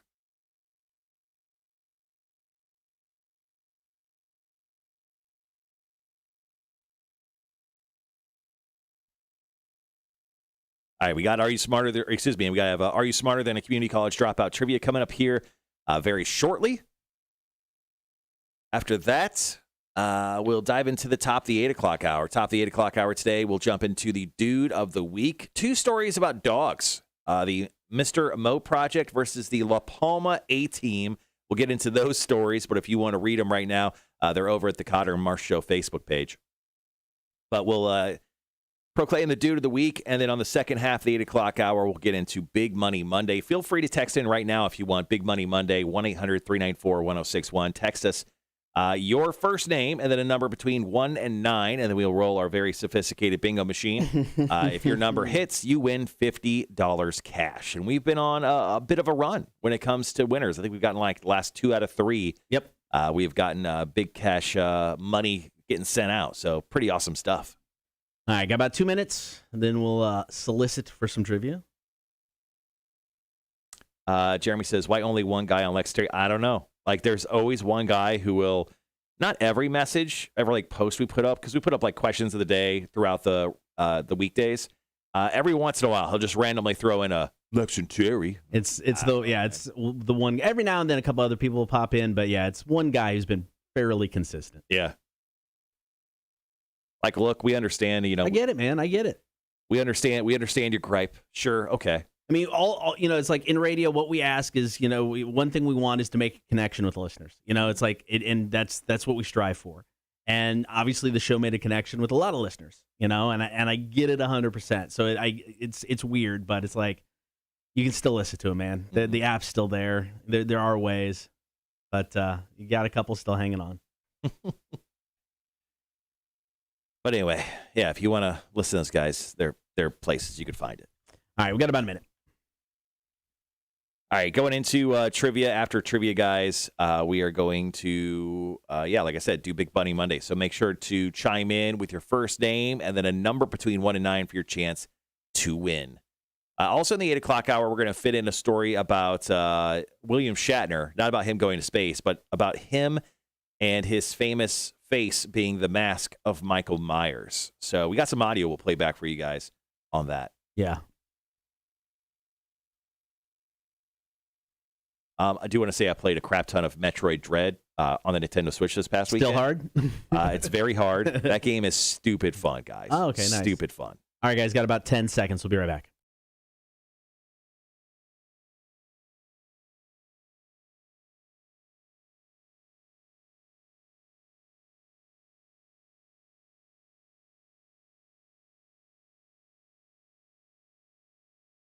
Are you smarter than a community college dropout? It's one round of trivia, 7 questions, 60 seconds. Today on the line, tickets for the Rocky Horror Show, Bay Street Theater inside Club 1. This is the play. Now, it's not the movie with actors in front of it. This is straight up the play the movie is based on. So is this a lot different than the movies? Are they like two different beasts, or is it? I've never seen the play, obviously. You're going to recognize 99.9% of it. Okay. Obviously, the movie ends in a big swimming pool. You're not going to get that on stage. That isn't part of the play. But the play is great. They've been doing this for over a decade at Bay Street Theater. Every Halloween, it's kind of their thing. They always do a great job. My buddy Justin Kent is playing Frankenfurter. He played him 5-6 years ago. Mm-hmm. Amazing. So he does such a good job. So this is really a great production. And this is obviously very timely because Halloween is this coming weekend. So call us up for trivia, 1-800-394-1061. If you're the first person in, we're going to hook you up with tickets so you can go check out the Rocky Horror Picture Show live right here in Savannah at Club 1. So call us up right now. 800-394-1061. Are you smarter than a community college dropout? Cotter and Marshall, Rock 1061. It is a lot of fun, guys. If you like the movie and have never seen the play, it's definitely worth checking out.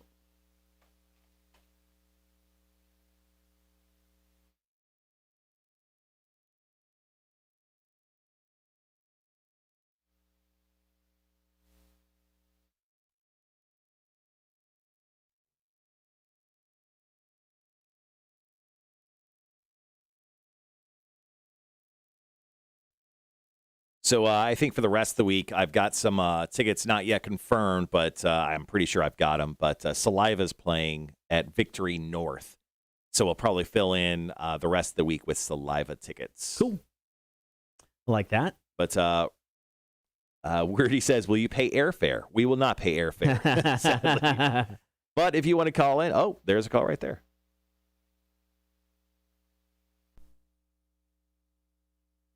Rock 1061, who's this? This is Greg. Hey, Greg, what's going on, man? Oh, same old stuff. How you doing, man? Doing good.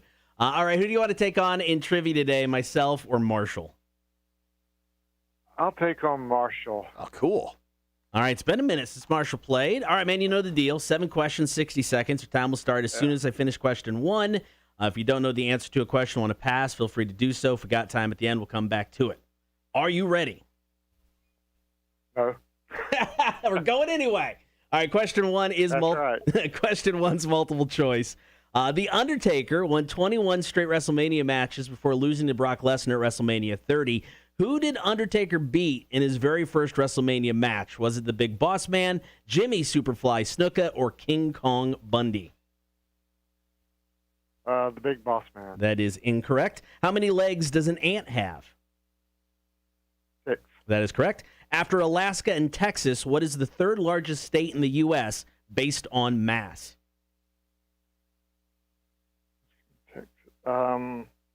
California. Correct. Multiple choice, what was the last year the Braves won the World Series, 1995, 96, or 97? Let's see, 95. That is correct. Who plays the villain Hans Gruber in the movie Die Hard? Snape. Let's pass. Okay. Who was the first sitting United States president to be assassinated? Lincoln. That is correct. Multiple choice at the end. Who released their debut album first, Green Day or Nine Inch Nails? Green Day. Incorrect. A couple seconds left. Do you know who played Hans Gruber? Yeah. All right. Time is up. It's all good? I got it. Yeah. All right, Marshall. Greg got 4 out of 7. Oh, wow. All right, Greg, hang tight. We're going to see how Marshall does. Here we go. Question 1 is multiple choice. The Undertaker won 21 straight WrestleMania matches before losing to Brock Lesnar at WrestleMania 30. Who did The Undertaker beat in his very first WrestleMania match? The Big Boss Man, Jimmy, Superfly Snuka, or King Kong Bundy? Big Boss Man. Incorrect. Damn it. How many legs does an ant have? 6. Correct. After Alaska and Texas, what is the third largest state in the U.S. based on landmass? After Alaska and Texas? Oh, my God. Those are the big ones. I know. California? That is correct. Okay. Multiple choice. When was the last year the Braves won the World Series? 95, 96, or 97? 95. That is correct. Who plays the villain Hans Gruber in the movie Die Hard? Harry Potter. Alan Rickman. That is correct. Yes. Who was the first sitting U.S. president to be assassinated? Oh, that's a great question. Abraham Lincoln? That is correct. Oh, nice. And finally, who released their debut album first, Green Day or Nine Inch Nails? Ooh, I want to say it was both in 89, right? 9 Inch Nails 89. Let's go 9 Inch Nails. That is correct. Okay. All right, Greg. Marshall got you today. 6 out of 7. Oh, nice. I figured he would. All right, man. We got your number. Basically, what I'm going to do is I'll forward that on to the people over at Bay Street. They'll reach out to you. You get to pick the night you want to go see it. It'll be Thursday, Friday, or Saturday. Okay, cool. All right, man. Thank you very much. Talk to you later. Thanks, Greg. All right, thank you. See ya. Bye. All right, here are the correct answers. The Undertaker first beat Jimmy, Superfly Snuka, to start the streak. An ant has 6 legs. California is the third largest state based on land mass. 95, the last year the Braves won the World Series. Alan Rickman, his big screen debut, playing Hans Gruber in Die Hard. Was? Yes. Oh, wow. And Okay. is still one of the best movie villains to this day. Abraham Lincoln, the first U.S. president to be assassinated. And Nine Inch Nails, Pretty Hate Machine, came out October 20th, 1989. Green Day, 39 Smooth, came out April 13th, 1990. Oh, I thought they both came out in 89. Thank God. I was a complete guess. All right, back at it tomorrow, 7:30. Are you smarter than a community college dropout? It's the Cotter and Marshall Show, Rock 106.1. All right, guys, we'll be right back on the stream with audio while we edit that up. Are you smarter than a community college dropout? We got Greg on the line looking to play. Greg, who do you want to take on today? Myself, Cotter, or Marshall?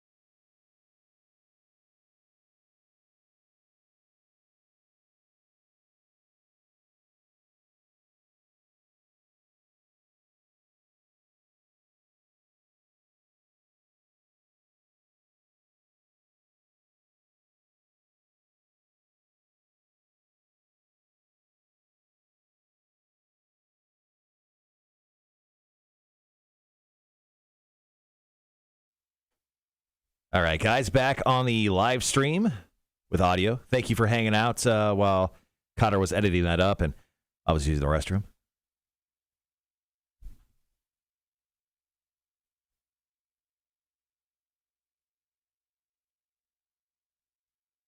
Let's see. Did I miss anything while I was out? Doesn't look like it. Rudy says, hi, Nicole. Long time. LOL. Missed you last time I was in town.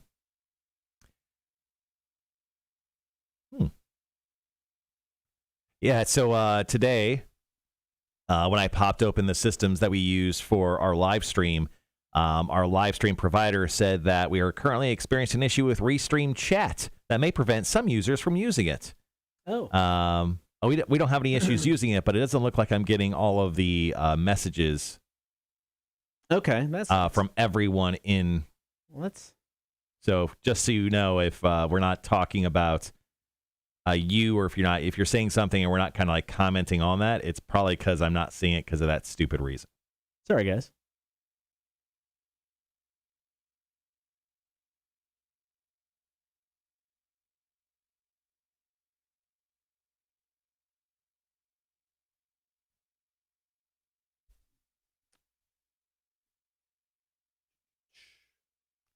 Rudy says, LOL, I saw it pop up that she was watching. Oh, okay, yeah. Yeah, she does pretend to like me sometimes. She watches the show sometimes. All right, so we've got about a little over a minute left in some Daughtry, and then we'll get into trivia. All kinds of people signing up for Big Money Monday like that. Yeah, so after trivia today, or excuse me, after we play back trivia, which you obviously heard here first, we'll get into the Dude of the Week. If you have not seen the Dude of the Week stories yet, those are available over at the Cotter and Marsh Show page. Holly says, hope you wash your hands. I very much did so. I did. Basil Lime. Yeah, it was very nice. It's new soap. It's very refreshing. Yeah. So like months ago, when we talked about, how bad the toilet paper was here, the boss got rid of the service that brought in toilet paper, and he brings in, he buys it himself. And I will say, the quality is way better. The quality of toilet paper is much better. Yeah. It's not like sandpaper anymore. Red says, did I miss the special announcement at 8 o'clock? No, you did not. It's in 13 minutes. Or maybe just prior to 13 minutes. Yeah, probably a little before. But no, you haven't missed anything yet. There's been nothing special on the show today. And then when you hear it, you may still go, I still didn't miss anything. Let's see. Sean said, I ended up picking up some of that Mike Hot Honey finally. Found it for $8, thinking I'm going to throw it on a Chick-fil-A biscuit. Yes, you should. Oh, dude, that'd be great on a Chick-fil-A biscuit. So we did a Torture Tuesday using Mike's Hot Honey, I think is what it's called, or Spicy Honey. I picked it up at like Food Lion for $9, but of course I had to because I'm stupid and I do stupid stuff like that. Sure. It is delicious, and I've almost used the entire bottle at my house. Oh, my Lord. You can put it on everything. So my question is, previous to this, when was the last time you went through honey this quickly? Because usually you got that one little thing of the teddy bear honey that's sitting in your on your shelf for like a decade. So like, yeah, I'll use honey maybe once a month, maybe once every other month. Yeah, nice little honey toast. When I want to eat healthy, I'll toast some toast up, a little bit of peanut butter, and then I'll drizzle some honey, and then I'll like slice up some strawberries on it. If that's healthy, it's probably like the least thing from healthy. But I feel like strawberries. It sounds healthy. It's not like I'm not eating like a Chick-fil-A biscuit or a Taco Bell breakfast burrito or something. Right. I feel healthy. There is Savannah Bee Company has got like a whipped honey, and it's called Winter White or something like that. Mm-hmm. It is utterly effing delicious. Really? Yes. And I mean, it's something you could just eat. It's whipped, so it's weird. It's like you can spread it like on toast. It is the business. Get down to Savannah Bee Company, pick some of that up. So yesterday, the 49ers were playing the Colts in a game. It was Sunday Night Football, so it was the late game. And it was an S show. I mean, it was rainy. It was like a very low point total. I think they wound up, let's see if I can find the score real quick. Nope, it's not on the ticker right here. I think the game was like 25-12. It was an ugly game. So the San Francisco 49ers, they drafted a quarterback named Trey Lance. He's currently hurt, so he's not available to play. Right. So they are currently going with Jimmy Garoppolo. Now, Kyle Shanahan, who's the head football coach of the San Francisco 49ers, was asked about Jimmy Garoppolo and whether he would start next week against the Chicago Bears. Kyle Shanahan said, "I would guess so. I'll watch this tape and see if the guys are healthy, first of all." I mean, if nothing screams a ring endorsement like that from your head coach. Maybe. Cotter, is he going to be on the show tomorrow? Well, I don't know. I mean, if he shows up, like, thanks, boss. If he doesn't get food poisoning, Jesus Christ, Kyle Shanahan is ruthless. All right. Coming up, we're going to get to some Seven Nation Army. Top of the hour. This hour's Halloween theme-ish song, Psychosocial, Slipknot. Okay. I like that. Yeah. Got some fun stuff in there. We'll hear, especially as it gets closer to Halloween. Got some stuff from the Misfits. Got some fun stuff. Some fun covers of like just the Monster Mash and the Munsters theme. Are you playing the Tenacious D cover from the Rocky Horror Picture Show? I should. That came out last year? Yeah, I should. Yeah. So we got some fun stuff that we don't normally play that we'll get to. And it's the top every hour outside of like Full Metal Jackie and stuff like that. Yeah. So Rudy chimed in. He goes, "The only reason I went through a Honey Bear bottle was to use it for a bong." I hate honey, but love that bong. You know, you could have emptied it out, man. You didn't have to eat the honey. Sean goes, "We have Savannah Bee Company stuff up here in Minnesota. I was a little excited when I saw it. It was at an apple orchard." That's cool. Yeah, I was last time we went to Disney and went through downtown, whatever it's called now. It's not downtown Disney. I don't know what they call it now. They've got a Savannah Bee. It's got a different name? Yeah, they changed the name. They redid it is very upscale now. It's got a bunch of shops I would never go into. Oh, okay. But they have a Savannah Bee Company shop down there, so that was kind of neat. Yeah. So the St. Louis Cardinals fired their head coach just a few weeks back, and they have officially, it's officially come out as who their next manager is going to be. They are going to hire their bench coach, Oliver Marmol. He is 35 years old. And he's been the bench coach the past 2 seasons there in St. Louis. And he is going to take up the head coaching job. Oh, good for him. That's awesome. I mean, you think about him, and then, so he's 35 years old. Okay. And then you have Tony La Russa, who is the head coach of the Chicago White Sox. And he is 77. Jesus. So, hold on. Yeah. So he is more than double the age of the St. Louis Cardinals coach now. Jesus Christ.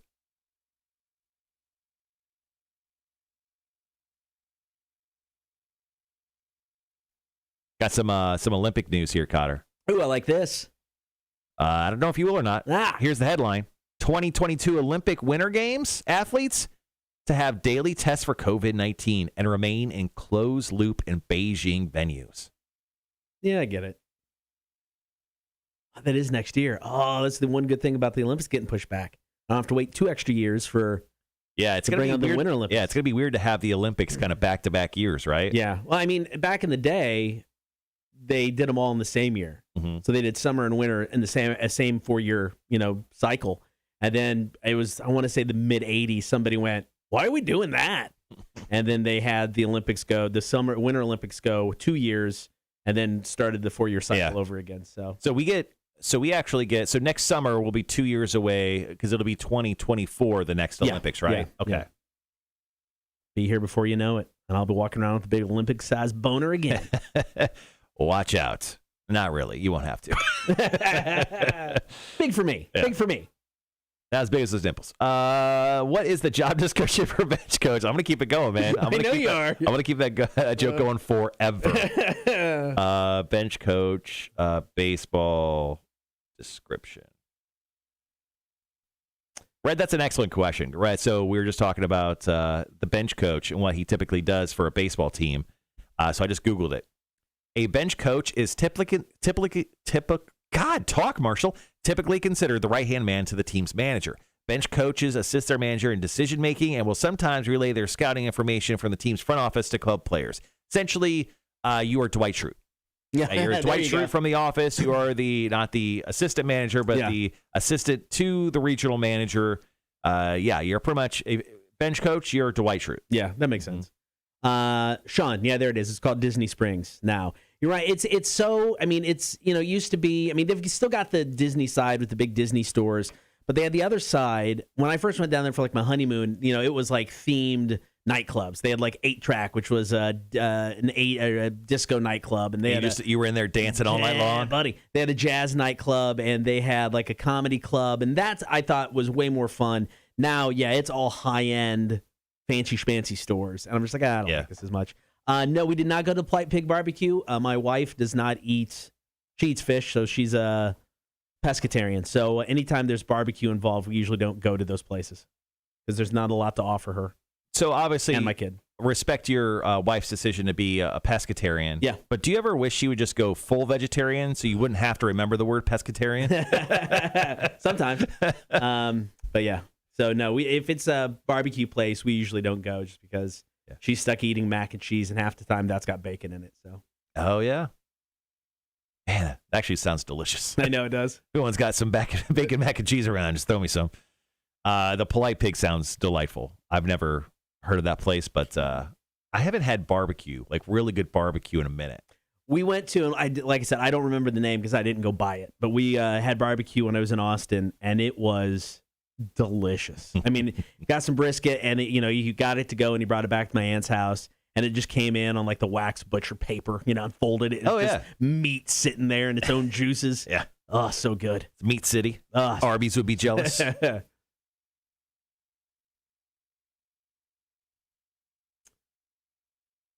Oh, dude. So a story just broke. Okay. And we were talking about this earlier.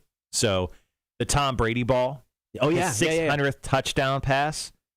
We need to apologize because, well, specifically you need to apologize. Sports memorabilia expert believes Bucs fan missed out on $750,000, Cotter. Way to go. That dude. Dumbass. Yeah. Cotter was like, that thing's worth I don't know, 10,000. Well, I said tens. Then I said tens to 100,000s. I didn't think a million. But $750,000, and they traded it for a jersey. How much pressure did they get, do you think, from the organization? Oh, probably a ton. Because do you think? Were they shamed out of this ball? Well, they said it took an entire commercial break for. But did they really lay it on thick? It's like this is bigger than you. This is sports history. You're not worthy of this ball. You're not even worthy to be in the stadium right now. Yeah, You're scum. Like I said, Cotter, I would have asked for the seats I was sitting at because those people were sitting like right up front. Yeah. Lifetime, I would look at them and say, these 2 seats I get until I die. Yeah. Yeah. And actually, when that happens, they need to be given to the person I say in my will. These 2 seats will always be mine. Yeah. And I think that's fair.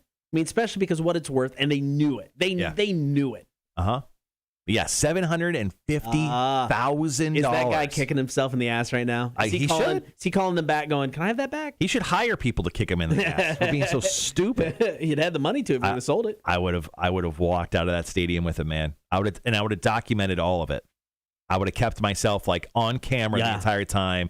So I would have the ball. People wouldn't be able to like, oh, I grabbed another ball like the entire time. Yeah.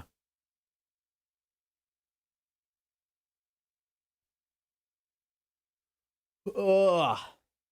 In addition to a replacement game ball, the Bucs gave fan Byron Kennedy a $1,000 gift card to their team store for returning the ball from Tom Brady's 600th. That's it. You got a $1,000 gift card. They gave him another ball and a $1,000 gift card. That's it. He didn't even get a signed Tom Brady jersey like some people thought he did. Jesus. See, I would at least be going, all right, here's the deal. I'm going to hold on to this, but I want 601. You give me the next one. I want a game ball, legit game ball. Yeah, so Darren Ravel tweeted out that fan gets Tom Brady's 600 touchdown ball after Mike Evans handed it to him, not realizing what it was. The Bucs staff got it back from the fan, and Darren Ravel said he just spoke with Kevin Golden of Golden Auctions, who does obviously a lot of sports memorabilia stuff. He said the ball is worth minimum $500,000. Jesus Christ. No. And he gave it away for a $1,000 gift card to the team store, which already the prices are way higher than if you go to like Fanatics and something. They laid it on thick. They made him. They guilted him out of that. Oh my God. I mean, we don't have we have a dude of the week, but we don't have an idiot of the week. But this guy's the idiot of the week. I'm going to go ahead and proclaim him the idiot of the week. Done and done. Is his name Byron Kennedy? Jesus Christ! What a no, dumbass. Is that the word? Dumbass. Yeah, your friends around you did not help you out. No, not at all. Jesus, they do not love you. Oh man, we want to go ahead and do the show announcement thing. Do the show announcement thing, man. All right, guys, here's the deal. This is kind of crazy. If you know me, I have a weird obsession with Austin, Texas. It is a place I've wanted to live for, I don't know, a good decade or two. Well, recently, an offer was presented to me from a radio station in Austin, Texas. What? I know, shocking. And it was too good of an opportunity to pass up. So, still weird to say, man. Been here in Savannah for about 13 years. The city has been good to me and my family. The radio station has been good to me and my family. Being able to work with Marshall and to do this morning show has been absolutely phenomenal. Obviously, I didn't think it would go in this direction when we started this in March. But I am going to be leaving Savannah. What? I know. So too late, Wanda. I'm leaving. You just said you better not be leaving. I'm leaving. So I'm here through, as of now, unless something changes, basically my last show will be the 24th. It's the day before Thanksgiving. The Wednesday. So I have an opportunity to move to Austin. I've got family that live in Austin. I love it there. I really like it. It was kind of where I always wanted to end up, and I just don't want to pass up this opportunity because I will kick myself in the ass if I don't do it. I don't know if it'll ever happen again. I could fail within a month. It's a distinct possibility. But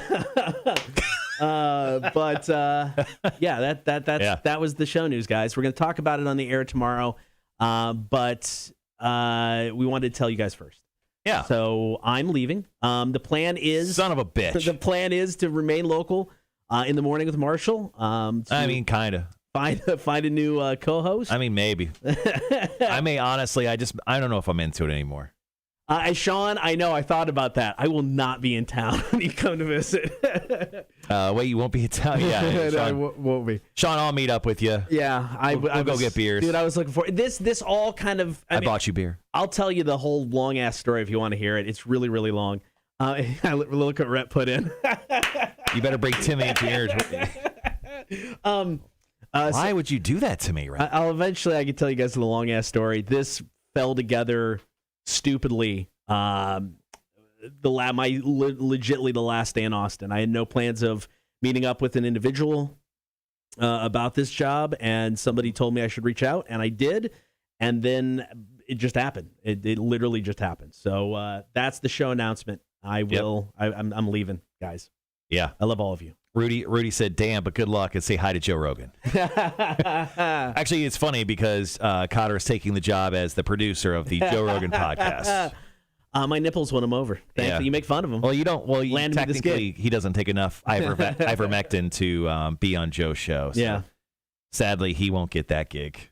But no, we're going to talk about it, like I said, on the air tomorrow. But we wanted to tell you guys first.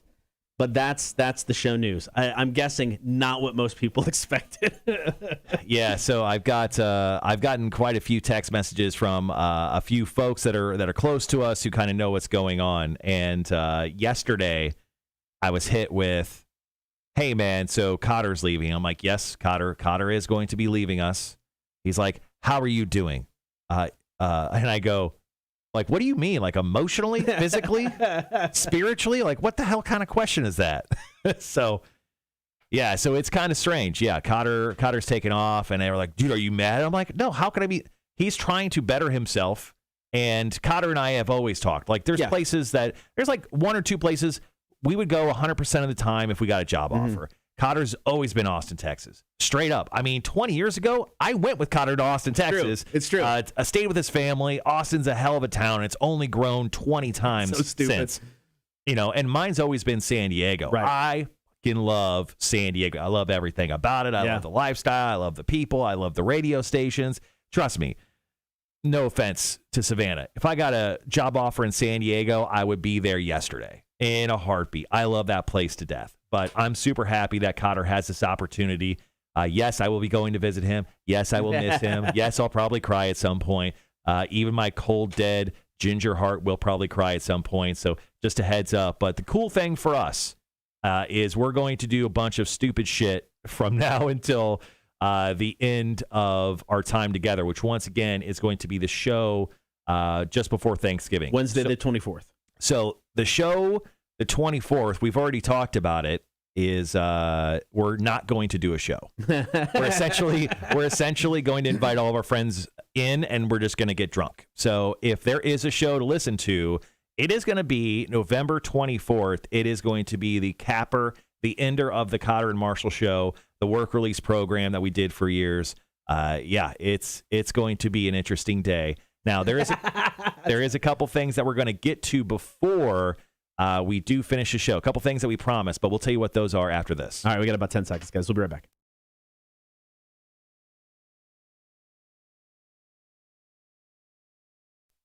It is the Cotter and Marshall show. Coming up, we've got the Dude of the Week death match. Who's going to win? It's up to you.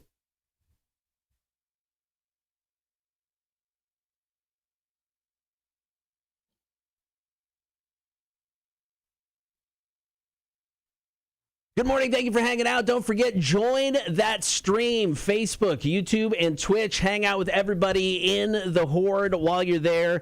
Please be sure to like, follow, and subscribe as well. It's time for the Dude of the Week deathmatch on the Cotter and Marshall Show. Fighting out of the red corner, we've got the Mr. Mo Project. This is really cool, man. Chris and Marissa Hughes wanted to honor the life of their dog Moses. He died in 2012 from a spinal cord tumor. It's just incredibly sad stuff. So they started the Mr. Mo Project. Now, when people look to adopt pets, chances are they're going after the younger dog. Yeah, the puppy, the sexy puppy. They want the puppy. Well, the Mr. Mo Project focuses on older animals, including ones that might need a little extra medical attention, and they've done serious amounts of work. They've rescued 600 dogs. Yeah, this is the type of place that I kind of I want to wind up when I get old enough, like when no one else will take me. I want to be taken in by the Mr. Mo Project. Like, oh, Marshall with the weird tumors and the gross stuff. Someone will adopt him. They've currently got 136 dogs in foster care, 19 dogs alone in their home. That's a lot of dogs. That's a lot of. I love dogs, but that's a lot of dogs. Yeah. They're spending $60,000 a month on all of this because basically, if it's in the foster care program that they got set up, you're not paying for it. The organization is paying for it. So every single dime donated to the Mr. Mo Project goes back to help these dogs. You know, licking you for the first time, jumping up when he hears your voice, and you just see that change, kind of makes you just continue to do as much as you can to help, you know, as many dogs as you can. It's just such a neat story. They are contestant number one. and their opponent fighting out of the blue corner. As much as I like that first story, though, then you got this story. Story number two. A volcano erupted on the island of La Palma, Spain. This happened back in September. Yep. It's still going on now. Lava's still all over the place. And one of the big stories that made headlines was about these dogs left on this island. Yeah. So drone operators were getting together. They were going to prepare a launch and launch a rescue mission for the dogs in this volcano lava zone. So they get over there. They got the drones looking around for dogs. They realize they're all already gone. There's none left. What? They have been saved by a mysterious group of people calling themselves the A-Team. Yeah, and they put up like a bed sheet, and in red spray paint, they like spray painted essentially, "We have saved the dogs. Your friendly neighborhood A-Team." Yeah, they sent a video as well to a local animal activist group, just letting them know, hey, don't worry, we got them. And the group is thrilled. I mean, they're thrilled these dogs have been saved, but nobody's seen the dogs yet. So they're all like, can we just see the dogs? Can we make sure they're cool?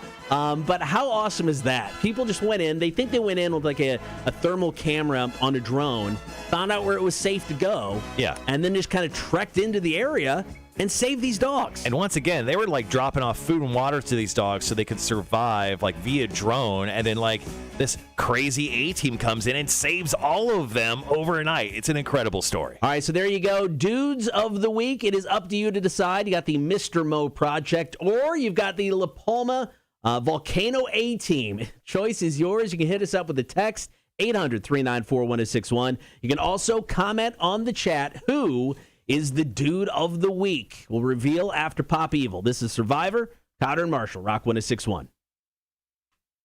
All right, guys, you can tell us Mo Project or A-Team. Drop your votes into the chat, and we will get to that here in just a little bit. Once again, I got about 3 minutes before we have determined the dude of the week. Once again, the Mo Project or A-Team. Let us know who you think should be the dude of the week in the chat.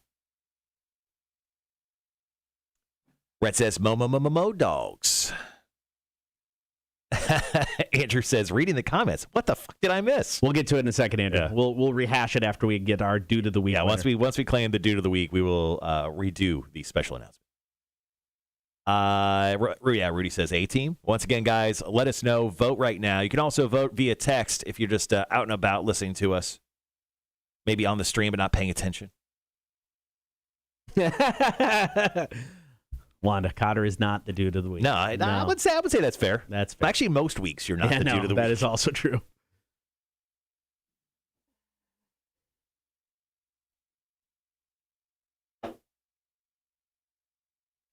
Sean says he has to go with the Mr. Mo Project. The A-Team seems too secretive to give their dude of the week honors, and we haven't seen the dogs yet. That is fair. We have not seen the dogs yet. True. The Mr. Mo Project, I mean, $60,000 to keep all those dogs alive, and they got 19 dogs living in their house. Yeah. As a guy who has 2 dogs, that's too many dogs. Yeah. Is it crappy to say that I've thought about my life with just 1 dog? No. No. Because I won't lie, I've thought about my life without 5 cats and a dog. Yeah. Now that I'm moving, 2 of those cats are going away. Yeah. You never loved them anyway. No, they're fosters. Yeah. Once again, guys, dude of the week. Got another minute and a half before we jump back on the air and claim who the winner is. Once again, it's the Mr. Mo Project. A couple. Where's that couple from again? I can't remember. You know what? I don't know if I wrote down where they were actually from, so I don't know off the top of my head. Anyway, they're the Clifton Park couple, wherever Clifton Park is.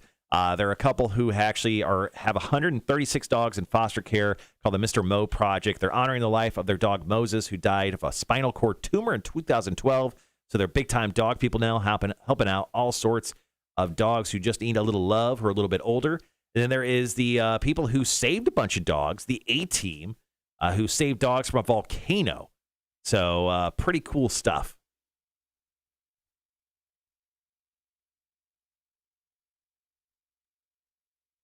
Wanda said, give me the A-Team for a vote. Mm-hmm. Sean just says, show me those puppies. I think he's trying to. I think he's asking for your nips. I think he's wanting to see my nipples again. That's so weird. Will it be weird if we both did the show topless on the 24th? This is what you want. We got 30 seconds, guys. We're going to jump on the air, and then, we'll talk more about Cotter's special announcement here in just a bit. All right, guys, be right back.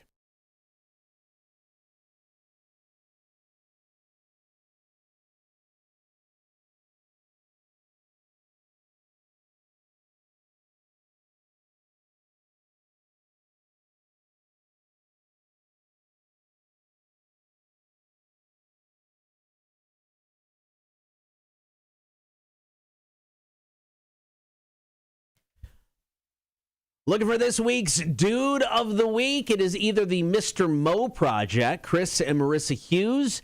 They started an organization to honor their dog Moses, passed away in 2012 from a spinal cord tumor. This project, the Mr. Mo Project, helps out dogs that are a little bit older. Yeah. Maybe have some medical issues. Got the beatus. Dogs that aren't the first ones to get adopted. So they've actually rescued 600 dogs. Currently have 136 in foster care, 19 alone living at their house. They spend $60,000 a month to make this happen. So great there. And then option number 2 is like the dog A team. La Palma, Spain, dealing with a volcano right now.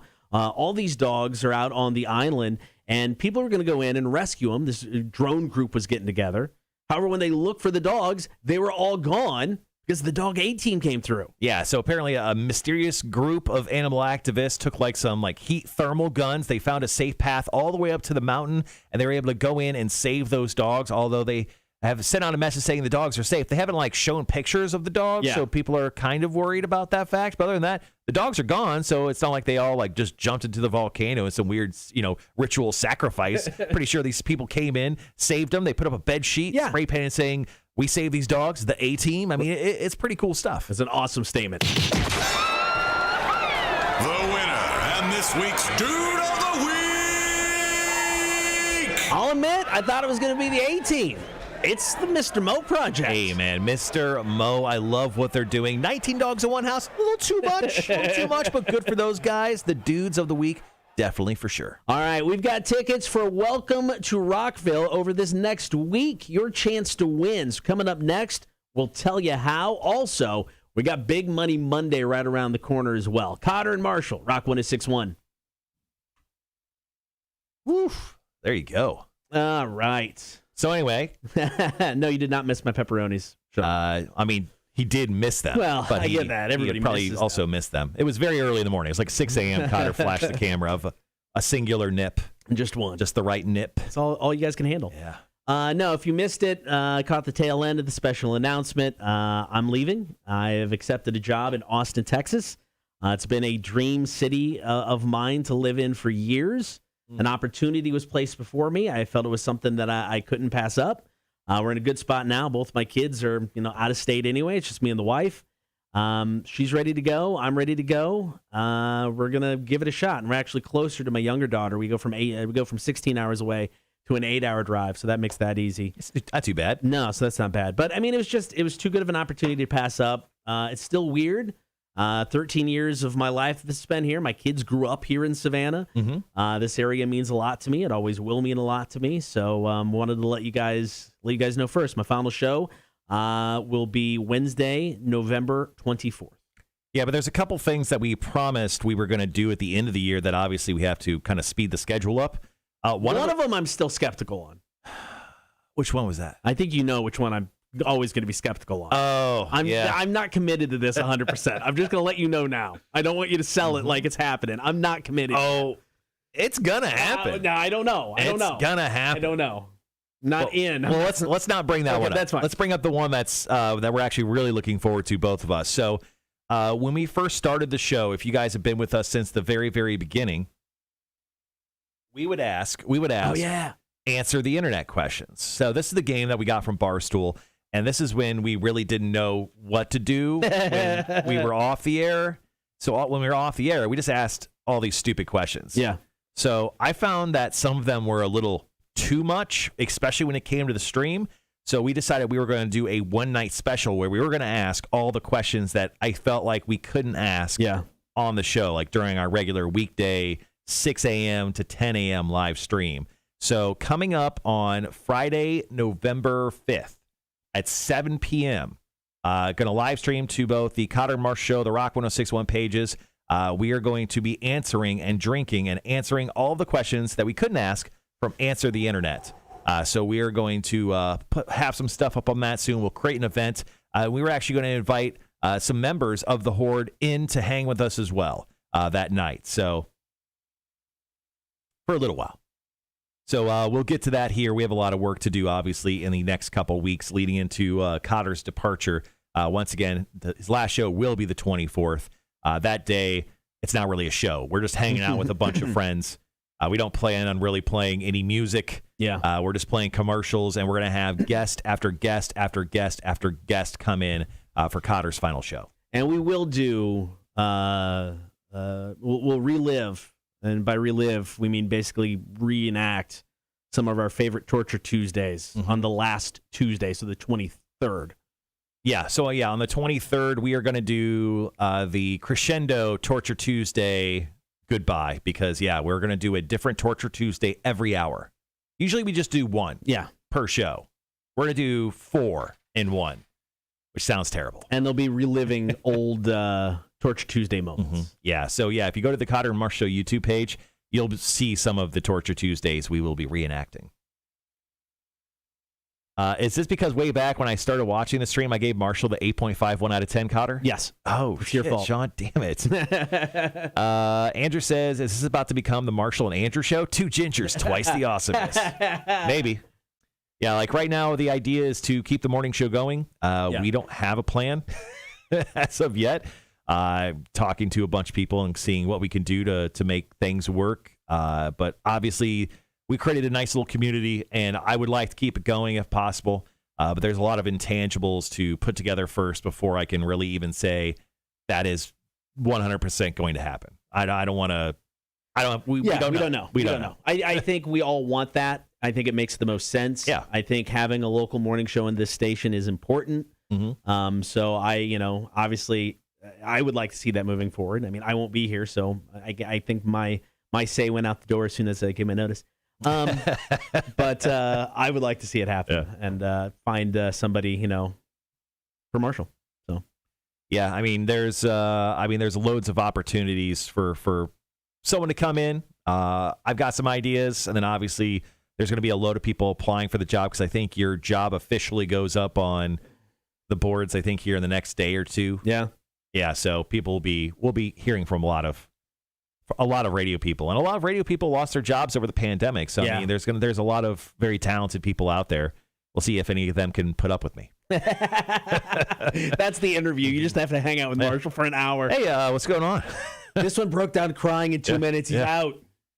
My first reaction, if they haven't watched any of our live stream stuff, I'm like, just watch the live stream. Just watch a couple shows. Just go through. Let me know what you think. Max says, better make it the best chicks on dudes then. All right. So bring back Widget. I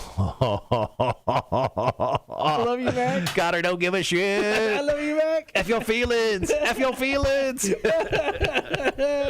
I'm so sorry. Mike said it's going to miss you, man. Oh, I'll miss you guys. Yeah, he doesn't mean that. I'm going to miss you guys, too. It's going to be hard. Mike's the same guy who calls you Connor. Everybody calls me Connor. I don't care. All right, Connor. It's fine. Double N. Vic calls me Connor. CONNERETT. Connor it. She goes, burn. Ooh, Andrew has a great resume for radio. He goes, I have 0 radio experience, but I am very entertaining. Nobody will know what my right eye is looking at. Should be fun. Okay. Yeah, so to take Cotter's place, at least on the morning show, you must be camera ready at 6 a.m. every morning, just the equivalent of what Cotter is. Yeah, see, not much. Not much. Let's see. You must show prep. Yeah. Let's do show prep. So do you want somebody who's running the board? I don't know. I don't know, because the thing is, too, we're moving to new studios in February, and to what I've been told, this arrangement we have right now is gone. Yeah, I'm hoping it'll be more traditional. Yeah, we're going back to a real full studios. Yeah. We're currently in like small temporary studios. Yeah. But yeah, I don't know. So I have no idea what's going to happen. I also have a better beard than Cotter. Yeah, right now I'm pretty lacking. Mm-hmm.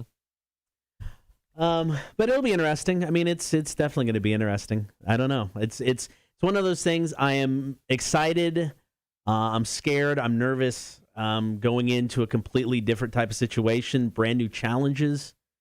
So I don't know. I mean, I honestly, thanks to A-Dub and everybody here at DBC for giving me 6 weeks. A lot of places would may have just been like, yeah, okay, it's been fun. See you later. Yeah. Well, you could also just not put your 2 weeks in. No, I know. Well, I mean, to be straight up honest, when I talked to them, they wanted me to start November 1st. Yeah. And I went, I'm sorry, I can't do that. I need to give them more time. Mm-hmm. I mean, I got obviously stuff personally to get taken care of just with, house, and my wife is going to stay here because she's teaching. So we got a lot of moving parts right now. It's just, I need more time. So they gave me the extra time, which is awesome. DBC and everybody here has been fantastic. I mean, super cool about the whole thing. I haven't been. Called you a son of a bitch, I think, immediately. That's true. But I mean, yeah, Austin is like the only place that I would have done this for. I mean, it's kind of been a thing for me for a while. So it's on the list. I think every radio guy has to go to a couple different places to work. Yeah. Because that's just kind of the deal. Like we're all like traveling nomads. Like Savannah, I would have never thought I wound up in Savannah. Yeah, I started off in Peoria, Illinois. Yeah. I went to Springfield, Illinois, and it was terrible. And then I moved to Las Vegas, and I worked in Las Vegas for 7 years. And I honestly, I don't know if I would have ever left Las Vegas if it wasn't for this opportunity here. Yeah. So Sorry. Now that I'm leaving. yeah, fuck you, man. So I mean, like being in radio, you just kind of got to like tour the nation essentially, and then eventually you'll wind up in one spot for quite some time. And any run more than 5 years is an excellent run at your job. I mean, a lot of us can say, some of us don't work at the same job, for this long ever. I've seen radio resumes where every year it's a new gig. I mean, you're like, what the hell? My wife said she'll never buy a house with me again. The last house we bought in Lincoln, Nebraska, we moved within like a year. Yep. Bought our house 2 years ago here. Mm-hmm. Thankfully, I think it should be easy to sell. We're in a good selling market right now. Who should be fine. All right, guys, got about 10 seconds. Be right back.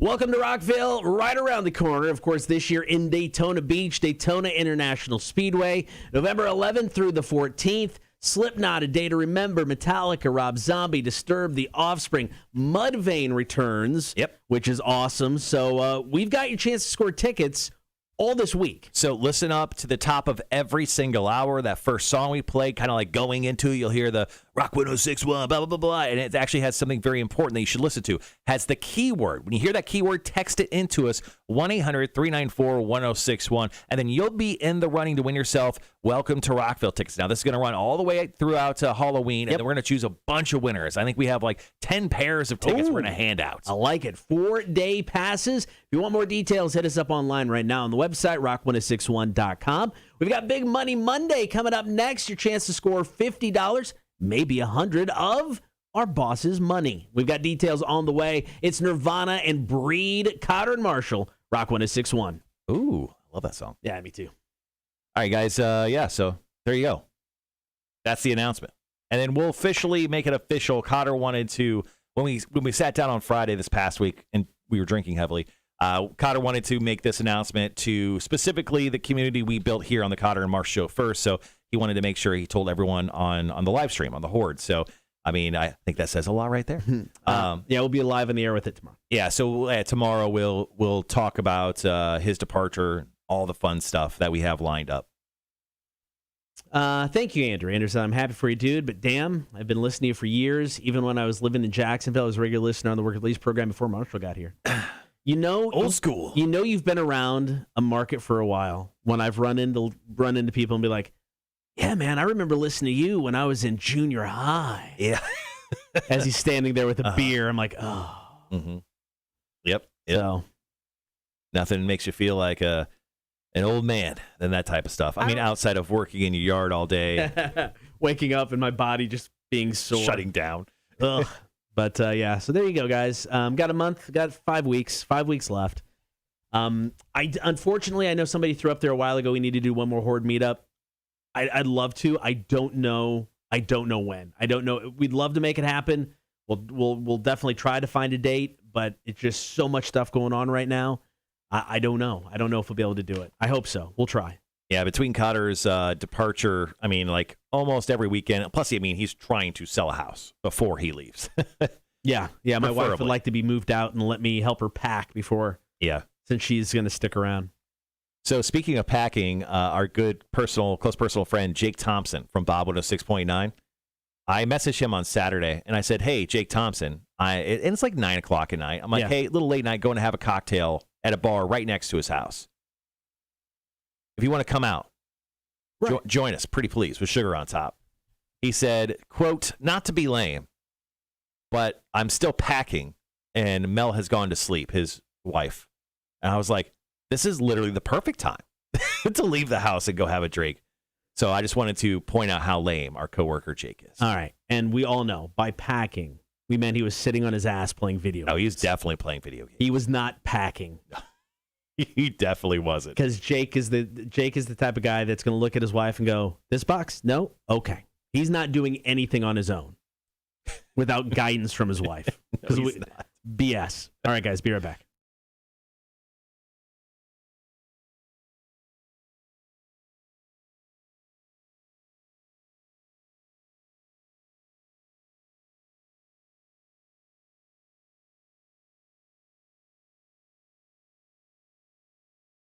Big Money Monday, your chance to win $50, maybe $100 of our boss's money, and we're on a nice roll. The last 2 times we've given away cash. No pun intended. Absolutely. We are on a roll. So what we do is we take this very sophisticated $16 bingo machine that we bought from Amazon, and we roll it with your number in mind. And if we choose you and your number lands, when a ball comes out, that means you win $50. And then we have the special Order 69. Oh, what's that, Marshall? That sounds weird and funny. It is. And awesome, because if the ball 69 comes out, you win $100. So, guys, this is a great time to text us up right now. Your first name and then a number between 1 and 9. Only choose one of those numbers.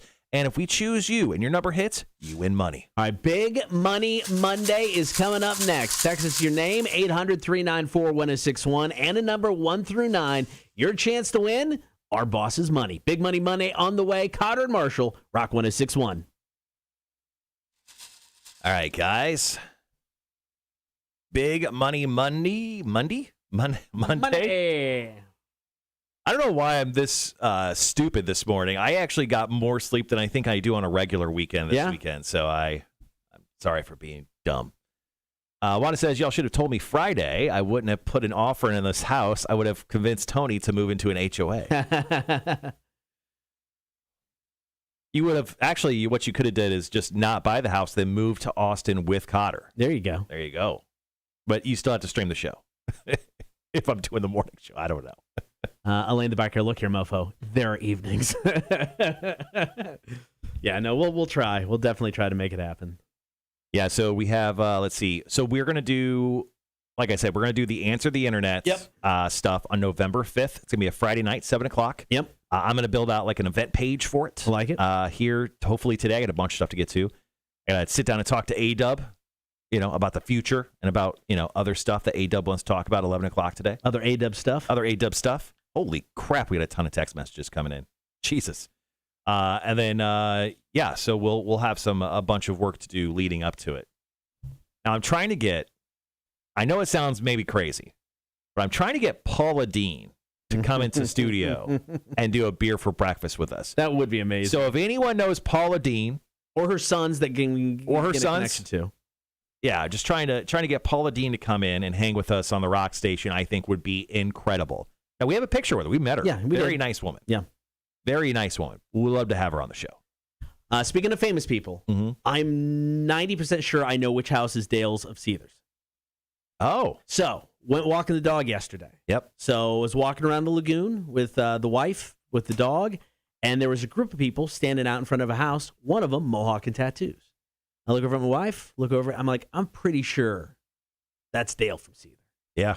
We got closer. I went, I am 100% sure that is Dale from Seether. If he wasn't talking to a group of people, I was going to go up. But I'm not going to be that guy. He's talking to a group of people. But they were standing in front of a house, so that very well could be his.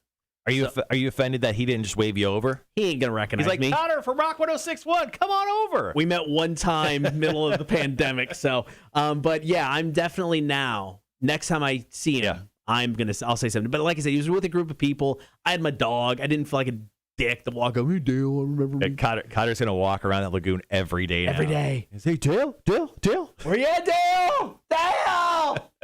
Want to be my friend before I move to Austin? Cotter, better have Chip and Joe build you a house in Austin, Waco area. The living situation's weird. So my wife's going to stay here. She's got a teaching gig through the end of the year, so she's going to stay here to May. That's the biggest challenge. So we got 3 pets. We're getting rid of the 2 fosters. They're going to go back in the foster.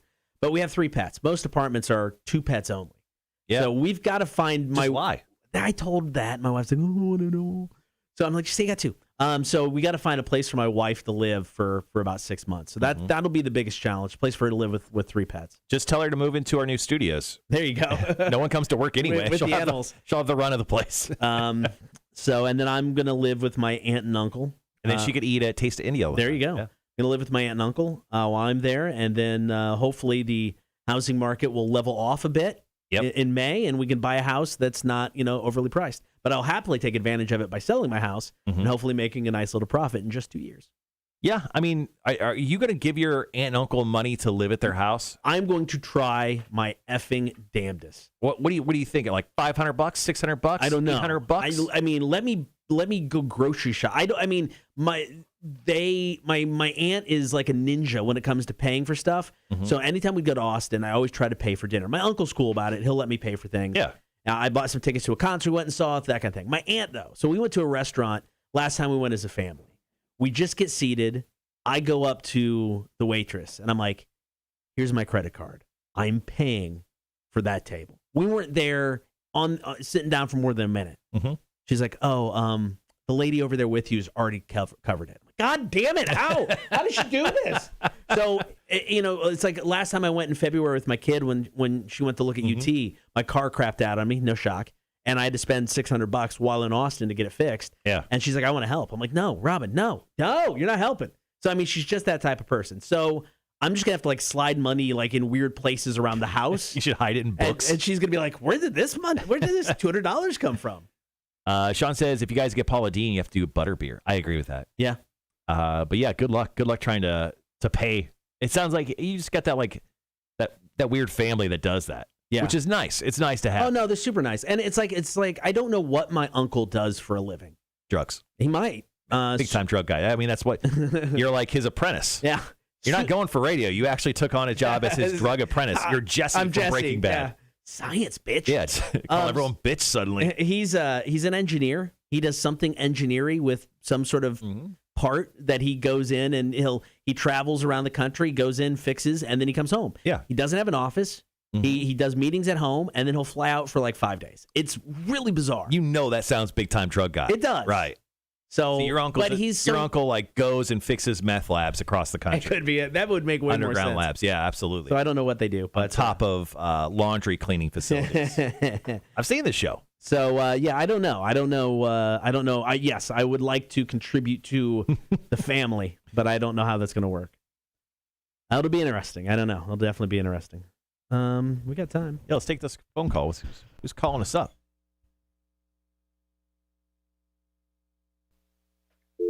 Nobody. Okay. All right. We want to talk to you anyway. Yeah, so we have an idea of who we want to jump in and for our final beer for breakfast and everything.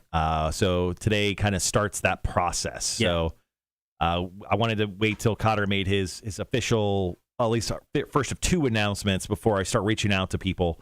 I wanted to kind of be out there, but we'll start reaching out to people as of today to join us for certain things we'll be doing.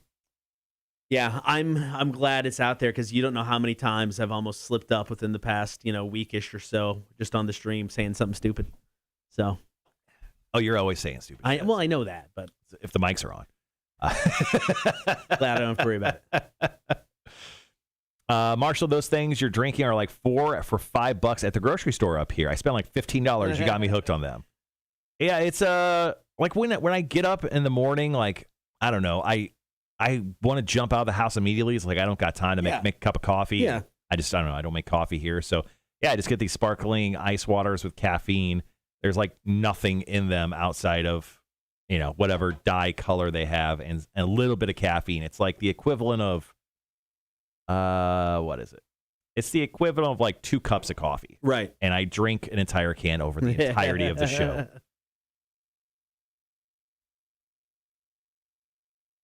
So the Atlanta Falcons won yesterday. Yep. And Younghoe Koo, who is the kicker for the Falcons, kicked a field goal for the win with time expiring. Very cool stuff, especially if you're a Falcons fan.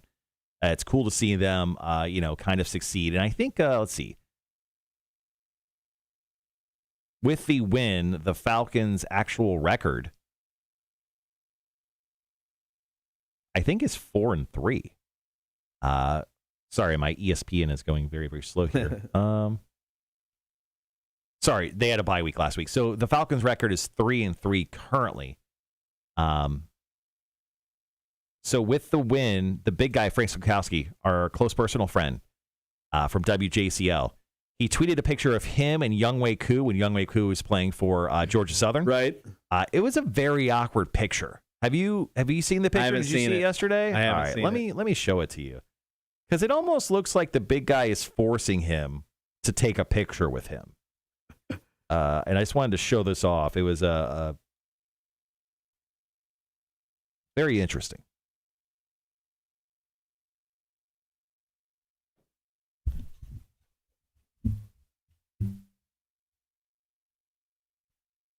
All right, so here's the question. Here's the picture in question. So this is the big guy, Frank Sokowski, and Younghoe Koo, the kicker of the Atlanta Falcons. He played for Georgia Southern.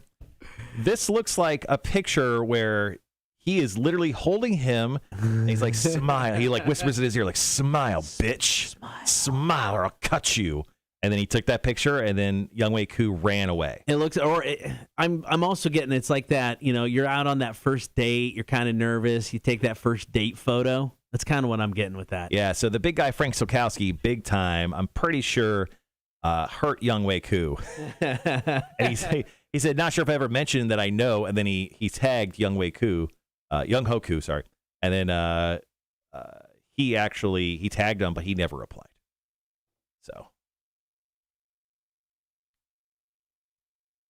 Sean says, I tried the cherry vanilla, odd flavor. Actually, cherry vanilla and blue raspberry are my favorite. Funny enough when it comes to sparkling water, Sean. Michael says, Nine Line has an awesome espresso mocha drink that you could buy at the gas station, and it's phenomenal. They have a couple different ones, but they have 200 and 300 milligrams of caffeine. That's a lot of caffeine. All right, guys, moving into Big Money Monday here in about 3.5 minutes. Once again, if you have not already, chime in with your first name and then a number for your chance to be chosen to be our person for Big Money Monday. Sorry, I just got a text message from someone on our text line, Cotter, and it just they haven't texted us in 2 months, and they just replied back with a happy face emoji. Okay. Very concerning. All right, guys. Big Money Monday coming up here in just a little bit. Cotter, do you want to choose the person? You want me to choose? I'm going to choose. I'll choose. Yeah, you choose. Let me make sure I get the money gun. Yep, money gun's good. Get the bingo machine. We're ready.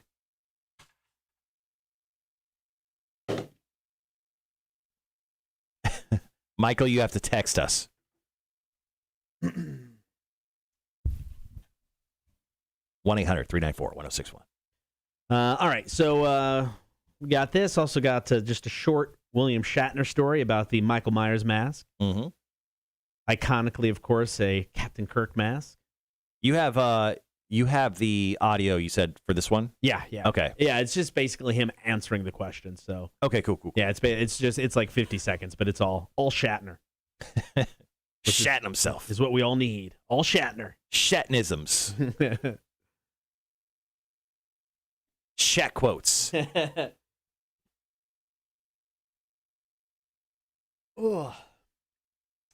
Yeah, I watched Halloween Kills when it came out. I think it was last weekend. Yeah, last weekend when it came out on Peacock. Halloween Kills is just kind of okay. Right. It's definitely not as good as that first Halloween reboot film that came out in 2018. So. Yeah, I'll get to it eventually. I have not yet, but I still plan on watching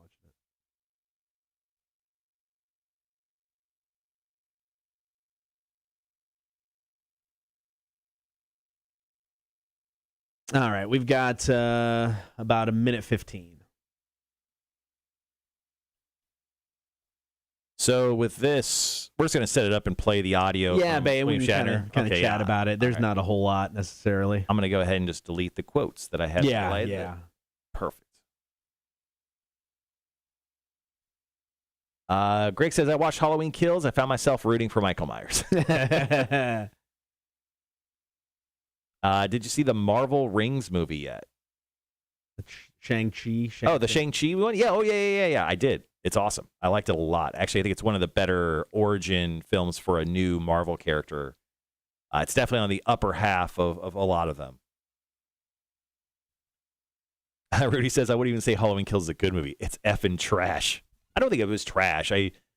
I'm looking at the larger picture of it all, and I think it'll be it's tied together in the end, maybe? Yeah, it's not a great middle piece, but I get what they're doing. All right, guys, we'll be right back.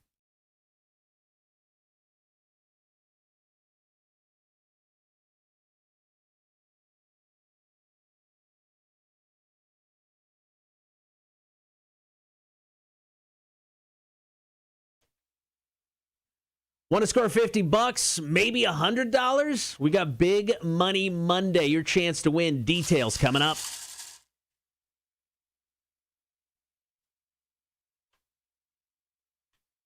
It is Big Money Monday. Your chance to win $50, maybe $100 of our boss's money. Very simple. All you got to do is drop us a quick text. Just need your first name, a number 1 through 9. We'll select somebody randomly. If it's you, if we hit your number in any way, shape, or form, you score $50. Yeah, it's as easy as that. And, of course, if the number 69 comes out, you win $100. So good luck to you. We'll be choosing that person here in just a moment. All right, Big Money Monday right around the corner. Now, William Shatner, it's no secret that the Michael Myers mask, at least from the original Halloween, was actually a Captain Kirk mask.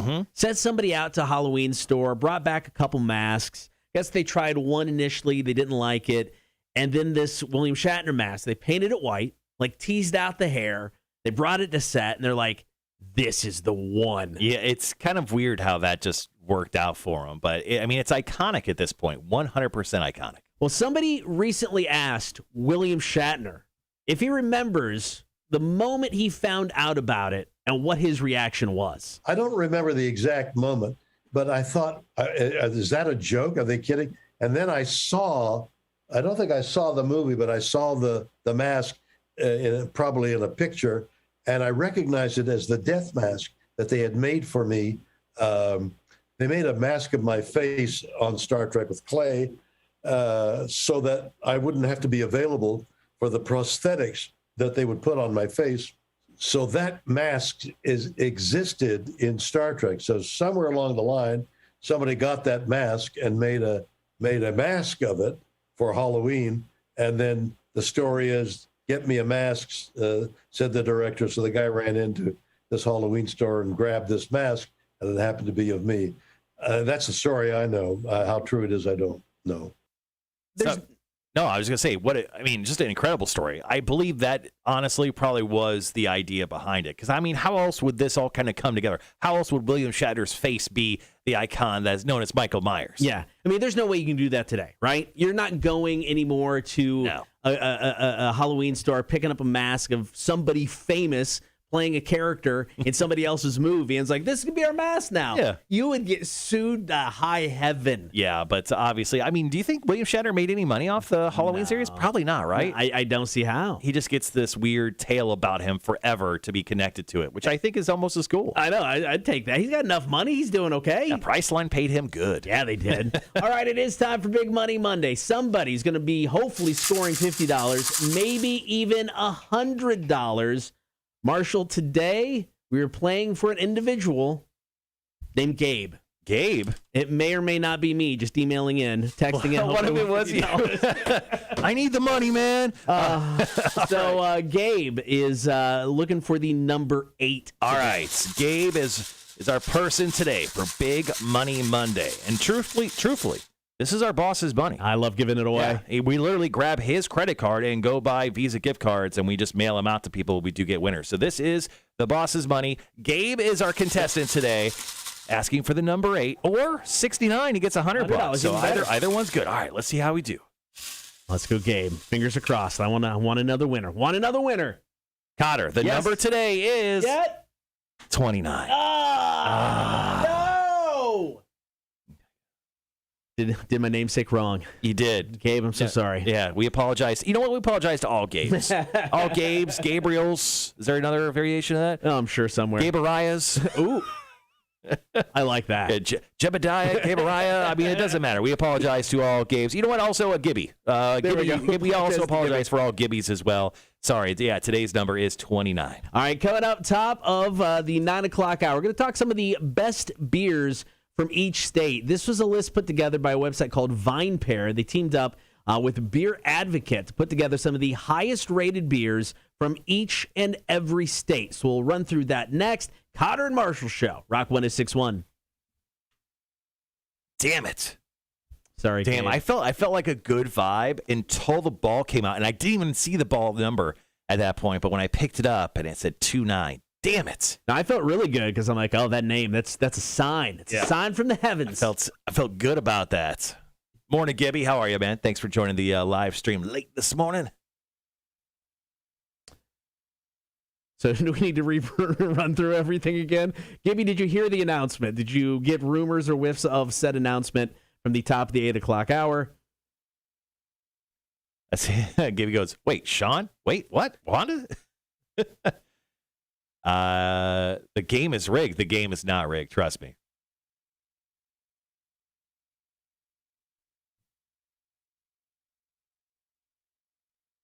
Yeah, who's going to break the news to Gibbs? I'll do it. Gibby, this is directly for you, man. You were there since day one. I feel I can just make this connection to you right now. I've accepted. Don't look away. Look him in the eyes. I can't now. I'm ashamed. Look him in the eyes. I'm ashamed. You son of a bitch. Gibby, I've accepted a new job in Austin, Texas. I'm going to take said job. So I'm leaving Savannah after 13 years. Which are almost 13 years. And my last day on the air is going to be Wednesday, November 24th. We'll have a special show, a bunch of people in studio. It's going to be a lot of fun, but that's it. That's what you missed. I'm leaving Savannah. Well, it was news to me this morning, you son of a bitch. That was funny. The Cotter came into my office like a 2-year-old child after the show a couple weeks ago. He comes in, he's like, hey, you got a minute? And I'm like, usually it's the got a minute, conversations you have with people are usually generally not good. So Cotter comes in, shuts the door. Got a minute? Why, you trapped us into this room. I think I do have a minute. I'm not going anywhere now, you son of a bitch. It's like, the past 72 hours have been really interesting. They were. And he's like, he kind of laid it out. He's like, I'm doing this. And immediately I'm like, I'm never going to give people shit ever for trying to better themselves. And especially bettering himself in the spot he wants to be. Like I said earlier in the show, the one spot he's always talked about was Austin, Texas. So the last thing I could ever do is get mad at him. If he was going to like New York, I'm like, you're a fucking idiot. I'm moving to Oklahoma. It's gonna be great. You don't remember that time you spent a year in Nebraska? Garbage City, America? Gibby says, great stuff. Means it could be the Marshall and Gibby show. So when it comes to the morning show, once again, we would like to continue it, but we don't know. We just don't know anything on our way forward when it comes to the show. So I'm not going to pretend like everything's set in stone and we're moving forward. I just don't know what we're doing. But as soon as we know, we'll let you know. Yeah. Question is, what is Marshall going to do without Cotter telling him what to do next? Well, won't that be a fucking surprise for everyone? No, I mean, I think if we did continue the show, we would continue it on in a very close to be form that we're doing it now, honestly. Yeah, I agree with that. We would change a couple things, like the name of it, probably be awkward. Unless you want me to... in my contract. Do you want me to keep the name? No, don't keep it. What if I just kept the name? Cotter, would you be mad? Would you be mad if I just kept the name? Yeah, no, I wouldn't. I wouldn't have to change anything. I wouldn't have to change any social media or the logos. Just keep the logo, yeah. And I'll just get I'll go on Paint and I'll just scribble out your name on the live stream, but we'll still say it on the air. Well, we had Hefe 2. Out of respect for you. How about that? We had Hefe 2. Mm-hmm. So now whoever comes in is just your Cotter 2. Cotter squared. Yeah, it's just me and the fish. Hefe. Craig goes, Hefe and the Marshall show? I actually kind of like that. That's pretty funny. We're going all Spanish. We're moving the show to La Pantera. We're going to simulcast on Rock 106.1 and La Pantera. The Hefe morning show? I know we're a few steps away from that actually happening. What's the first story you're doing? Marshall's music news. Let's see. I'm running with the 3 stories I actually told you I was going to, which is stunning. If you want to do the slash, then we can play the song. Yeah, do that. Number 4, right? Yeah. Let me download that song and upload it. The River is Rising. This is the song. Gibby says, or Mac and Marshall in the morning. Mac wouldn't be able to put up with me. I would run over her the entire show. Wouldn't be fun. It's fun for our segment of Chicks on Dudes, and that's where that ends. Rhett says, I purposely sent Cotter a text just so I could watch him ghost me here. Bunch of ghosts. I'm going to respond. I'm on the air, man. Oh. Hey, it's busy. Charles says, I'm really over this construction bullshit. I'm ready for a change. I'll take that $1,500 per show. I mean, it's nice. It's really nice. That's why Cotter is able to move. Yeah, it's true. Yeah. If he was making that regular salary, he wouldn't even be able to take that job because he wouldn't have enough money to move across the country. How far away is Austin from here? It's a 16-hour drive. Oh, okay. Jesus. Yeah, I know. It's a haul. Are you going to try to do it all in one run? Or are you just Yeah, I'm going to do it all in one run. Ugh. So we're going to go over to Friends on Thanksgiving, and then Friday after Thanksgiving, I'm leaving. I'm just going to, me and the dog, trekking across country. Cotter said he was going to do the bridge run this year. Oh, Cotter.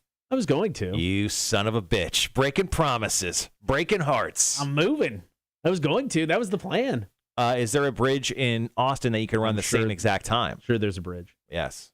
Okay, do that. You have to run a bridge the exact moment Greg is to make it better. The rock station jet. Yeah, that's a thing. No, he can use he's working for a new company that's it's bigger technically. Smaller than this one. No, it's bigger because it has more radio stations. No, it doesn't. It's smaller. I thought it had more radio stations. I think like 7 radio stations. If you look at the company as a whole compared to this one, yes, there's more. If you look at it directly to us here, yes, it's bigger by a couple stations. Yeah. If you look at it as DVC as a whole, it's smaller. No, I've never looked at DVC as a whole. It's always been about me. And I mean, and DBC is a small company, so this is technically company size-wise, it's smaller than that. Yeah, it was a long ordeal. It was something that started a long time ago that I had high hopes that was going to happen, and then pandemic happened. Yes, this started before the pandemic, and I just thought life, it was not meant to be. And then seriously, within 3 days, it just all fell into place. Yeah, it was very weird.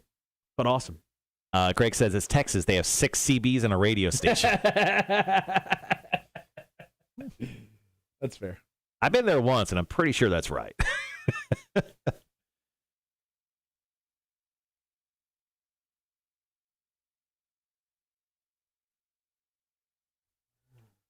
See here. So top that 9 o'clock hour today, guys. We're going to jump into a story about the best craft beers in the country.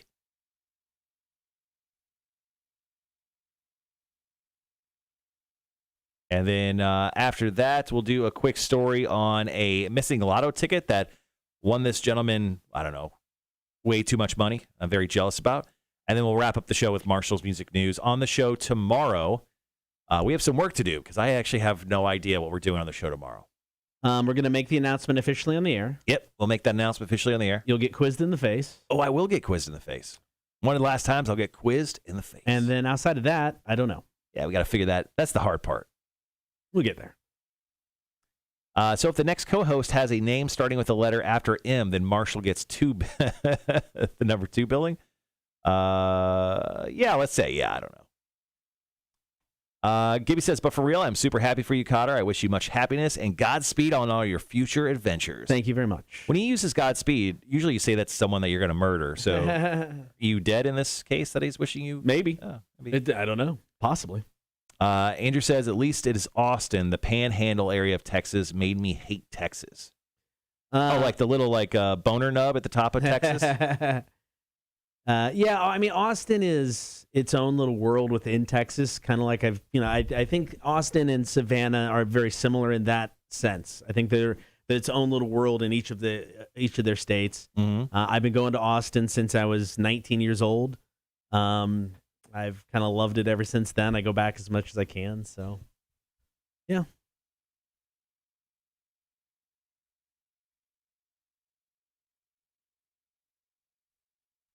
And this Wrecking Bar Brew Pub looks really cool. I know, right? I looked into that. I was like, that's never seen that before. Kind of awesome.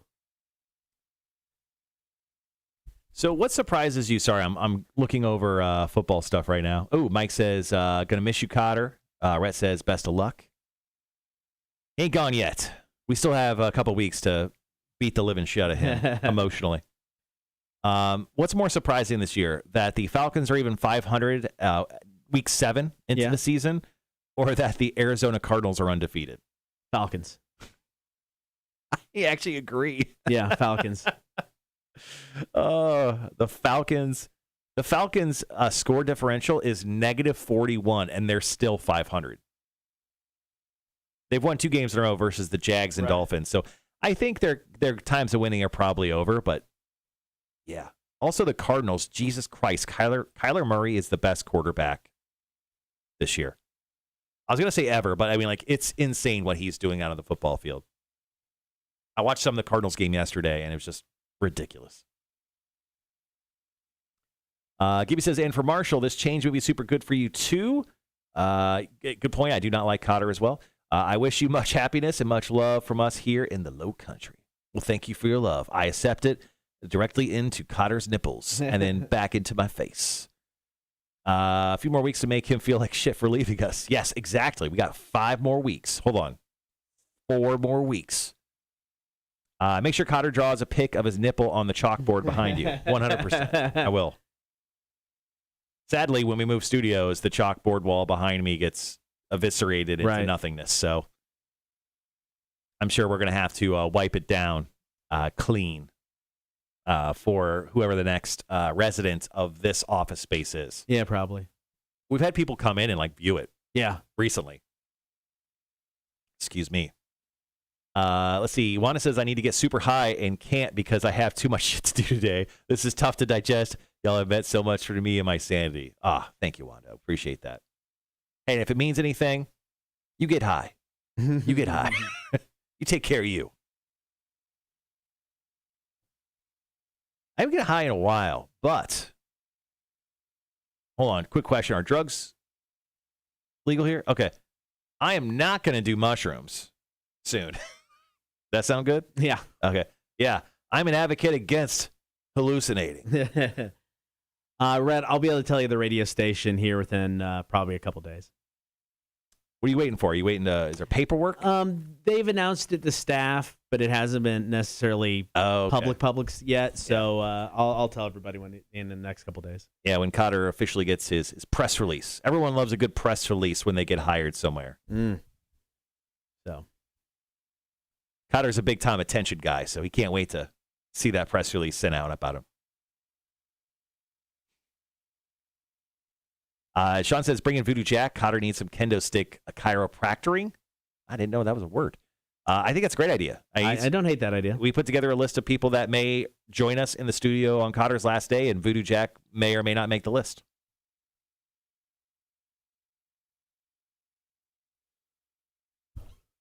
All right, so under 3 minutes, I'm going to get into this story about some beers. I was happy because usually when they put together a list like this, it's like, I've tried none of these. I've actually tried several of these. So that was kind of nice to see. I'm looking through the list, and I don't know if I have or not. I've drank so much in my life, I don't remember what I've had in my life. Yeah. Okay, that's one I've had. And then there is one on the list that I will be able to try because the brewery is in Austin.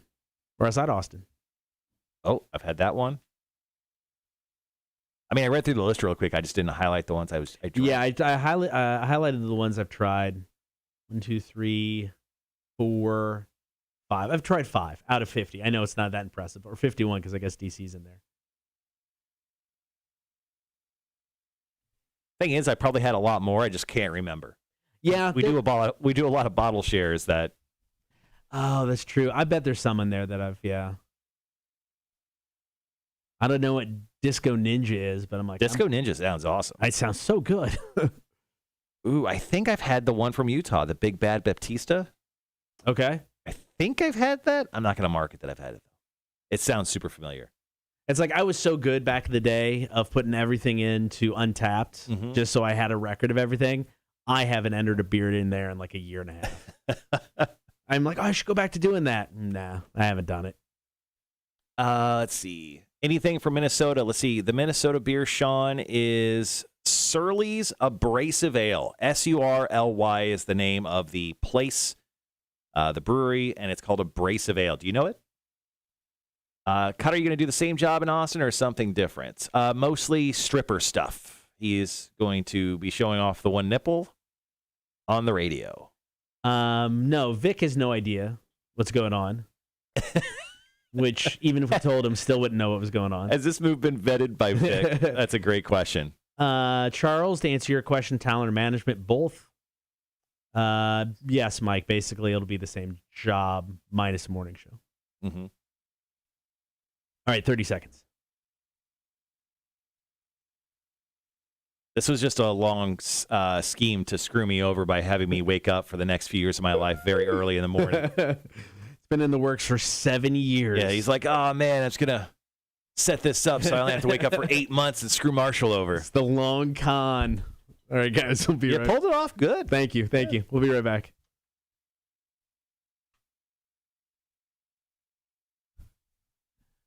What are some of the best beers in the country? Well, we got a list put together by Vine Pair and the Beer Advocate. We'll tell you what's on there next.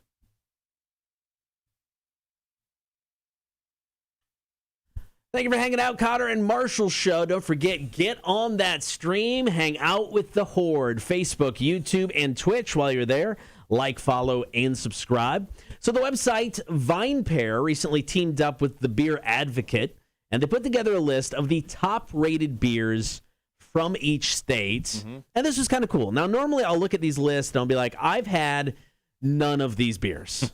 I can say I think I've had 5 out of 51. Yeah, I've had a few myself, and once again, a quick warning before we dive into this. This is going to make you want to drink beer very early in the morning, and we advocate for doing that. Oh, yeah, of course. Yeah, we're big-time beer guys, and obviously every Friday at 9 a.m., we drink beer in the morning, and we feel very good about ourselves. All right, so let's start with Georgia. They've got a beer on here that I've never heard of, from a brewery I've never heard of, but this beer sounds awesome because it sounds like one of my favorite beers. Mexican Siberius Maximus. It's from the Wrecking Bar Brew Pub in Atlanta. It's a Russian Imperial Stout, vanilla, cacao nibs, and chilies.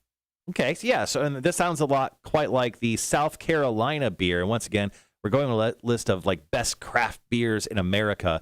The South Carolina beer they point out as the best is from Westbrook, place you and I have both been. I think we've been there together. Yep. The Mexican Cake. It's released right around Cinco de Mayo every single year. Same exact style beer. You got cacao nibs. You got some hot peppers in there, and it just makes for like a spicy little chocolatey treat. Mexican Cake, my all-time favorite beer. Mm-hmm. So I'm super happy it's on this list. Now, they actually list the maple bourbon barrel-aged version, which I've had, and it is delightful. And it comes in at like 14% alcohol. Oh, it's stupid. Sure. It gets the job done, and I'm okay with that. Now, when it comes to the other Carolina, they like from Heist Brewing Company, which is a great brewery in Charlotte. It's a beer that I don't know if I can even say correctly, but I think it's called the Citriquential.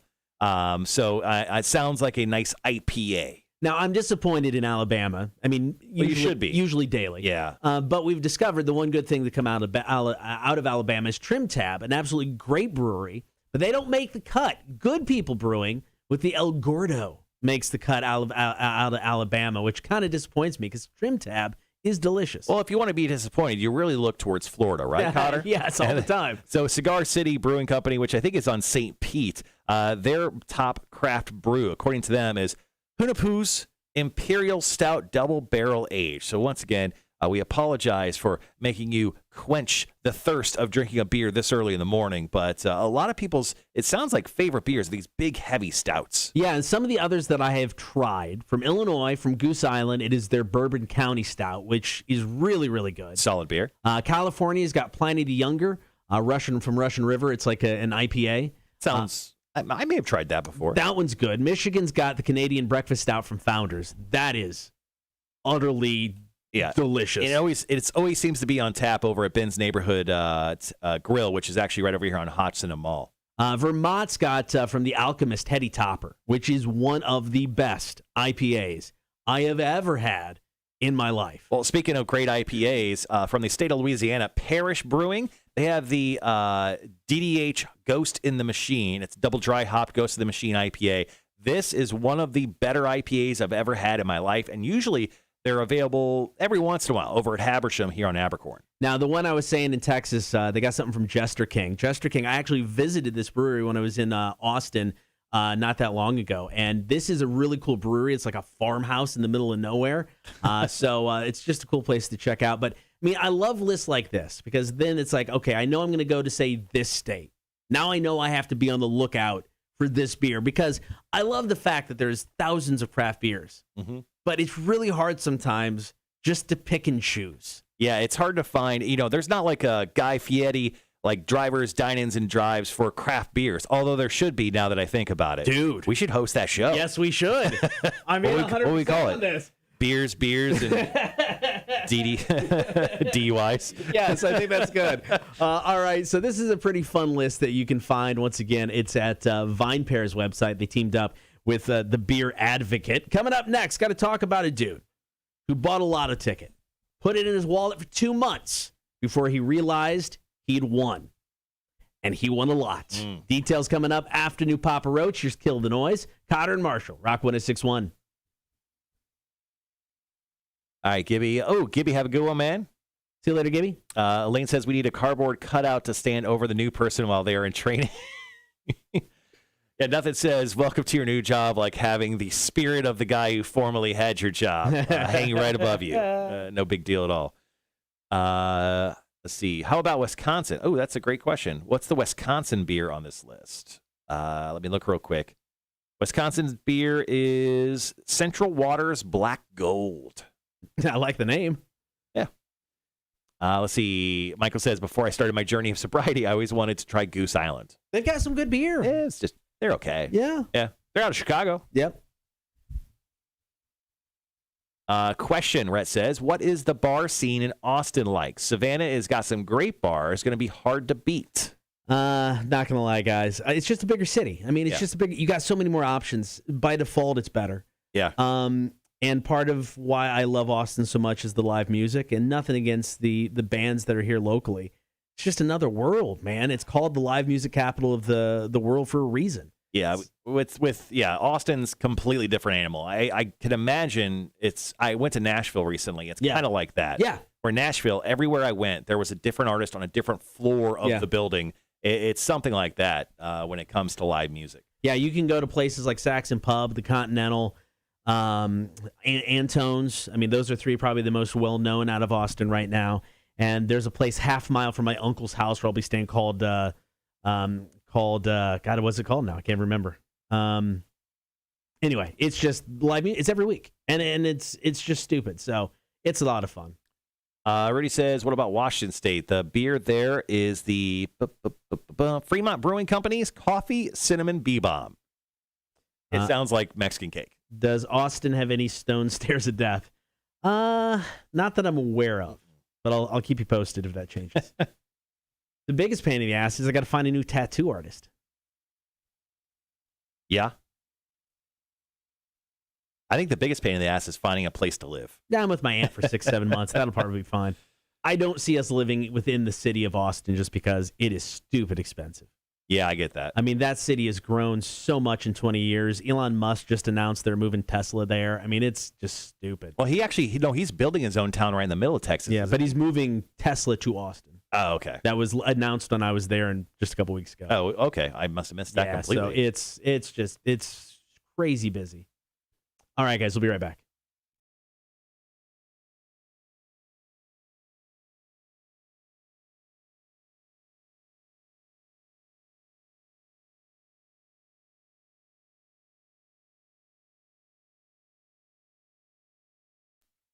Have you ever had something that you put in a wallet or a pocket that you discovered like 2 months later and you're like, oh, this is cool, that's fun. Was it worth $20 million? Got that story next.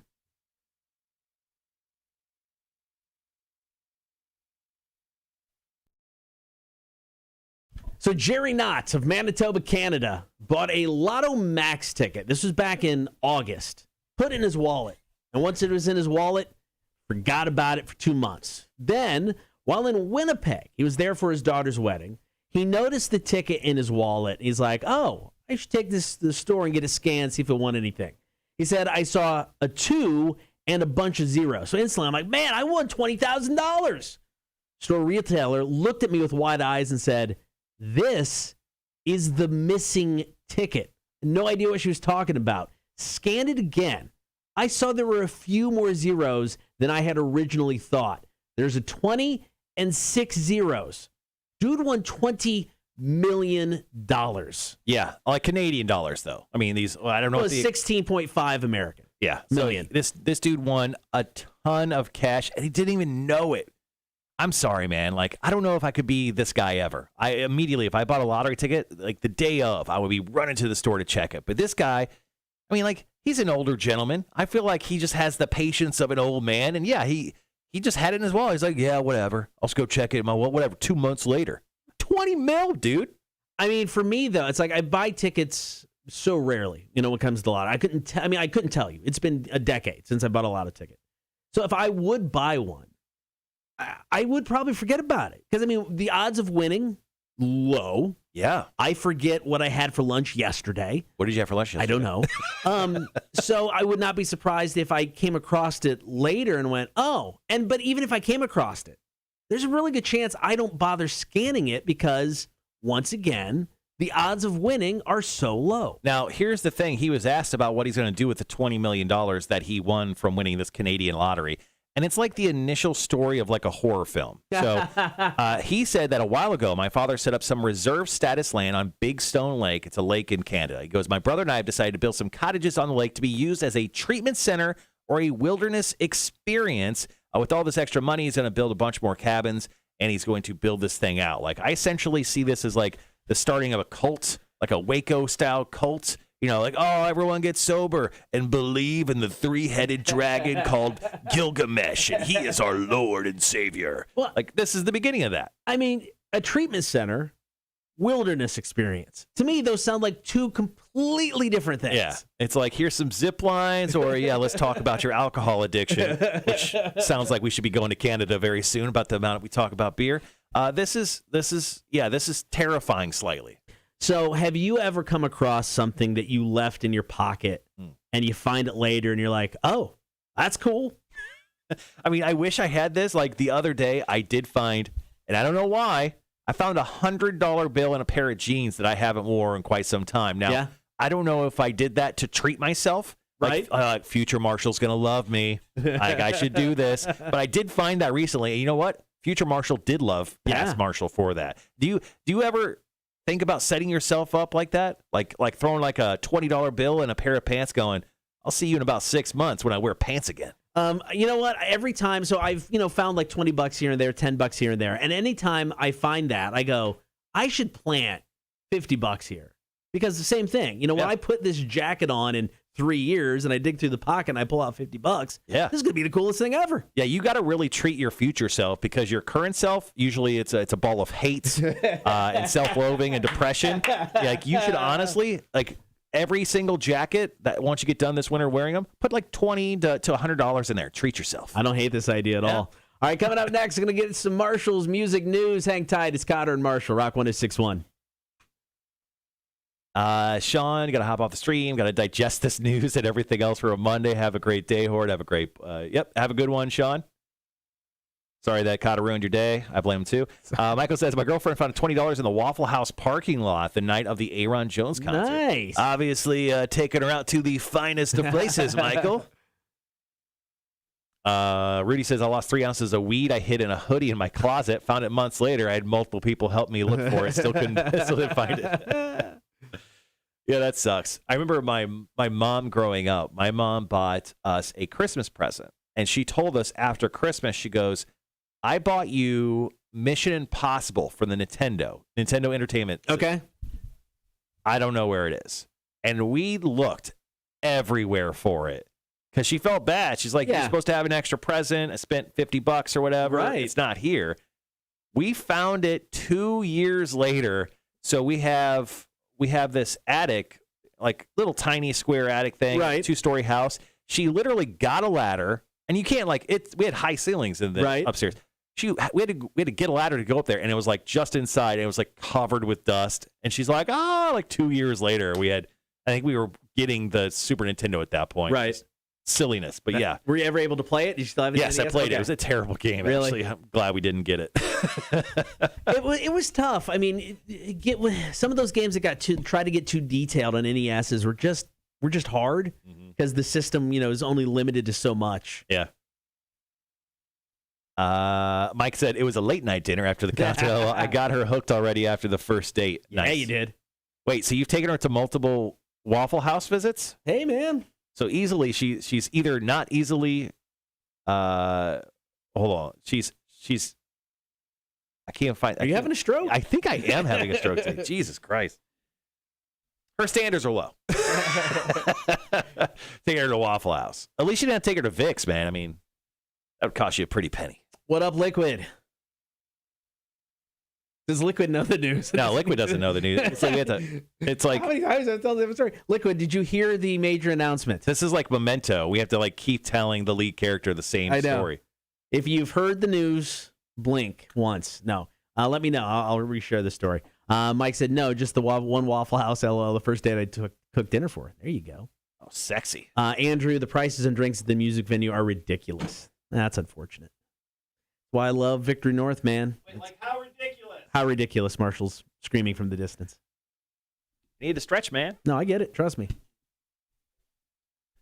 How are we looking at $10, $12? I mean, it's plant side. It's the district, man. I expected it to be a little. That's one thing with the wife and I. We haven't been to Plant Riverside at all yet. Really? Yeah, got 5 weeks. It's like, all right, want Huckapoos one more time? Well, you're gonna come back and visit her. I'll 6 months, come right? back and visit. Yeah, but I mean, there's some things I definitely want to get For your in. conjugal visit. Yep, definitely some things I want to make sure. I want Huckapoos. Like to get the green truck. Like to hit up all the breweries. Yep. Give all these people, give all the brewers hugs for getting me drunk over the past decade.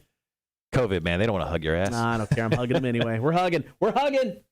Mike says, I had no wallet that I used to use for performing. I haven't seen the thing for 3 years after cleaning up some stuff. Saw the wallet, still had $100 inside of it. Magic is real, people. Yeah, it is. So Mike is the magician that used to live in Vegas. So Mike and I have a connection. So we're bringing Mike in. Mike, I'll be reaching out over the next couple days. Yes. We're going to bring you in at some point. I may just bring him in if he's available. It's the last day. Mike, if you're available on the 24th, we may just try to bring you in. Liquid goes, wait, what happened? All right, here we go. I'm getting really good at just hit the bullet points. I'm leaving. There, that's and it's because of Liquid. So he does not like you, and he said it's me or Liquid, and I said it's Liquid. And Cotter chose to leave the show. real dick move. No, Liquid. I got a job offer in Austin, Texas, which is like the Jesus. Sorry, got a job offer in Austin, Texas. Dream city for me. It's where I've always wanted to live. Always wanted to work. It is probably the most opportune time for the wife and I since both the kids are gone and out of the house.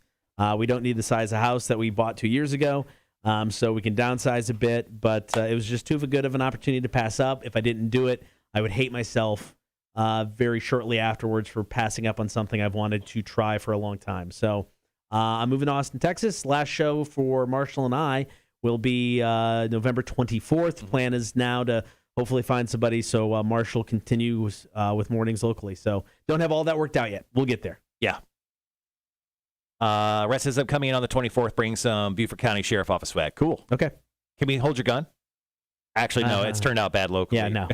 In the news, actually. We don't want to hold your gun. Liquid, not surprised. It's because of me. It's rough. Yeah. Well, All right. Don't beat yourself up too hard, but it's you. Andrew said $10 for a small draft beer.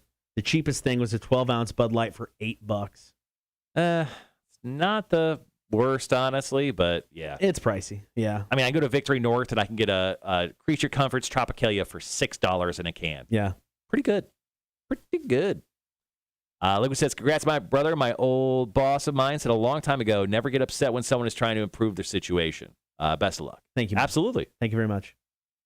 I mean, I wouldn't say he's bettering his situation. I mean, literally living your best life right now. 4 hours a day with me. It is good. Starting your morning. Did you see Connor go, it's good. It's so good. I love it. You fucking piece of shit. I love it so much. No. Doing the show doing this, doing afternoons was fun. I enjoyed doing it, but doing the show in the mornings with Marshall has been some of the most fun I've had radio-wise. So It's nowhere. It's not even the same thing. The afternoon show. No, it's not. It's a different animal altogether. This to me has been a blast. Way different. Maybe you get another cake day in before you leave. So yes, it is theoretically something we'd like to do. There are a lot of moving pieces between now and then, so I can't for sure say a cake day or just another meetup will happen, but we will try. We'll definitely try. So Greg says maybe we're all saying this wrong. Maybe Marshall drove him away. And honestly, it's true. It's 100% true. It took 7 years of me prodding at this old bastard to get him out of here. Finally, it worked. Oh, shit. So you'll need an Austin 316 reunion for y'all next year. That's actually pretty good. So, yeah, March 16th. I'll just come in for St. Patty's Day or something. No, I'll come into Austin for St. Patty's Okay, Day. there you go. Yeah. What we should do is put together a video where I'm throwing a beer off screen to you. Catch it. You grab it and catch it. You do the same. And then I realize, pan back, boom, we're in the same place. All right. Spoiler alert. Yeah, sorry for being a genius. Coming up with stuff, guys. Yeah, we'll do that. I make $1,500 per show, guys. I can go anywhere I want. I'm fucking rich. Let's see. Andrew says, Michael says, I do not wish you the best of luck. I'm glad I got to hang out with you at the concert. I do wish you the best of luck. I do. Oh, I thought you said do not. Bettering yourself. Yep. Liquid will go see better shows. Yeah, dude. That's when I was there with my uncle. It was stupid the amount of live music we went and saw. Every night, multiple bands. Yeah. On Saturday, it was Saturday because me and another guy went to ACL, baked in the sun all day, and then we went to Sam's Town Point. You're still recovering from the baked in the sun. Horrible. So Sam's Town Point is the place we went, and we go there afterwards, and I finally had to tap out. The place was just so busy, so full. I was drained. And my uncle was like, all right, I'll take you home. And I'm coming back. He was back, and he's like 60 years old. And he is all about it, so I can always. Does his wife go out with him to watch? No. He's just not into it. So now chasing chill. He's loving that I'm coming down because nobody goes out with him like this. Okay. They'll go out. They've got a very close family. They do a bunch of stuff together and all that stuff. But he would go out every night of the week if he could.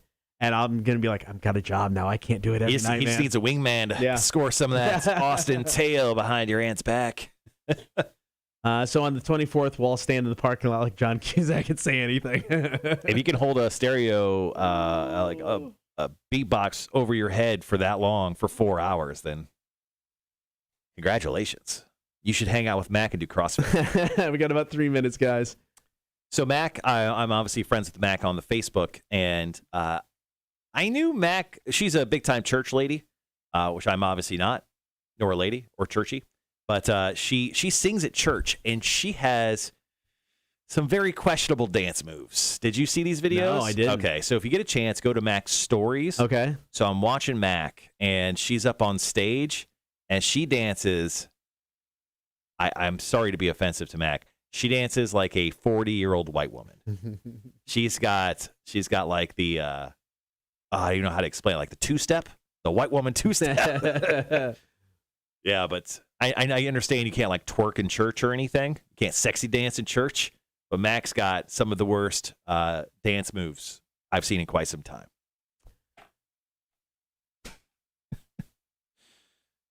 All right, got about 2 minutes. We talked about, obviously, the actor, I can't think of his name now, who played Gunther and Friends passing away. Also over the weekend, Peter Scolari passed away. He was probably best known for Bosom Buddies.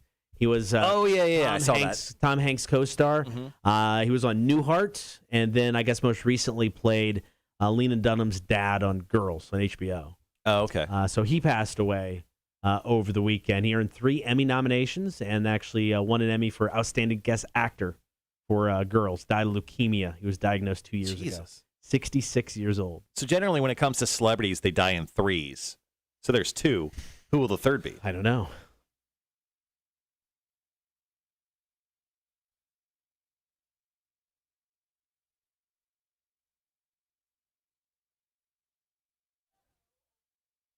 Sorry, it got really loud in here. That's an inside joke that most people on the outside can hear. The Horde meetup at Rock 1061. Oh, for a Kumbaya. Yeah. Okay. Yeah, we could probably. I don't know. We'll try to fit in a date. I would love to. We're still working on a few things. Yeah, I mean, it'd probably have to be midweek. I don't know if a weekend's going to work. I think midweek's fine if we do it like on a Wednesday night or something. Yeah. Get people in and out, like a 6 to 8 type of deal. Yeah, nice and early. Mostly so we can go to bed early. All right, guys, 30 seconds. And / Miles first. Yeah, we'll go with that story. The river is rising. Have you listened to it? I've not. The Low Country Coastal Empire debut for all of us. Yeah. Did you listen to it? Yeah. I listened to it yesterday. Okay. It's okay. Yeah. I'll save my opinion. We'll be back.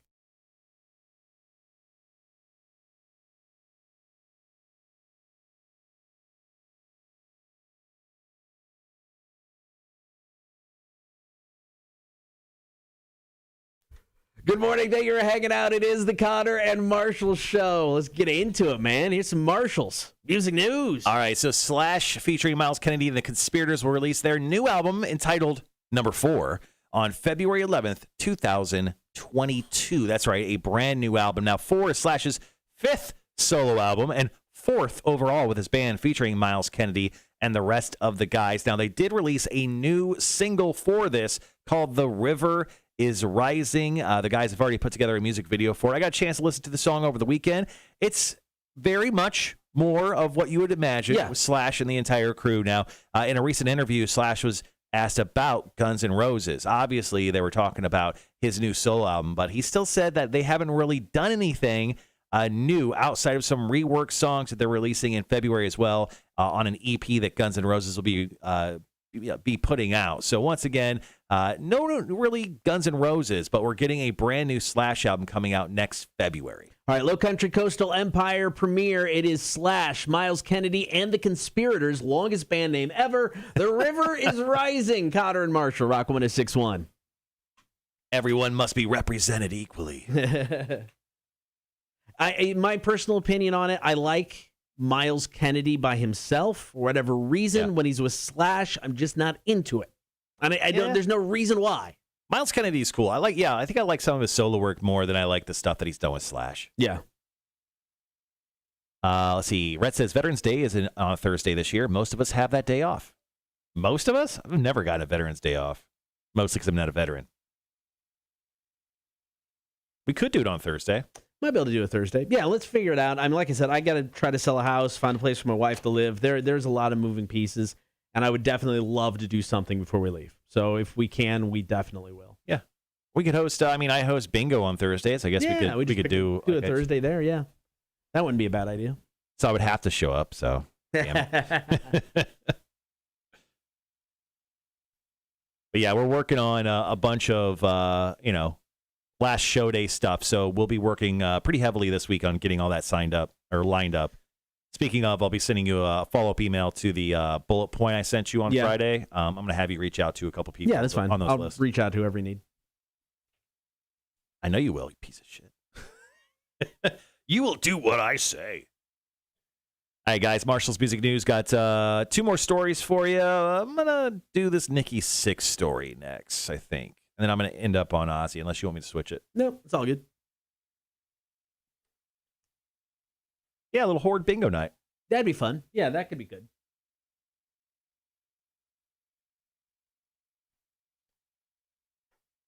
If we're doing that, I want to make sure we're doing a hard out at 9 o'clock. I have to go to bed. I'll show up early. We go like 6 to 9. Get it? I'll host bingo from 7 to 8:30-ish. It'll be great. Right? Yeah, 6 to 9 would be good. Michael says, I can always swap days with my ex if y'all do something on a day I have my kids. Just bring your kids with you. They can drive us home. Yes. How old are they? Yeah. Do their ages equal 16? Yeah. If it does, that's legal. We're in Right. Georgia. I think that's fine. There's a lot of bad jokes there, but we'll keep them on the inside. That's also, I mean, so, we've made fun of, how bad drivers in Georgia and Savannah are. Yeah. Austin is an effing nightmare. Well, I mean, just larger city traffic's ridiculous anyway. Ah, damn, 11-3. Get them 14 seed, it'll be fine. Yeah, but it's like I said, the city's grown so much. It's like getting from point A to point B can just be a nightmare sometimes. Thankfully, where I'm working, at least for now until I buy a house, 15 minutes from my aunt's house. That's nice. And I don't have to take any major roads. I can back road it in, and it's fine. Cool. Because, the radio station is like in the middle. It's like house, business, house, radio station. So it's just kind of there.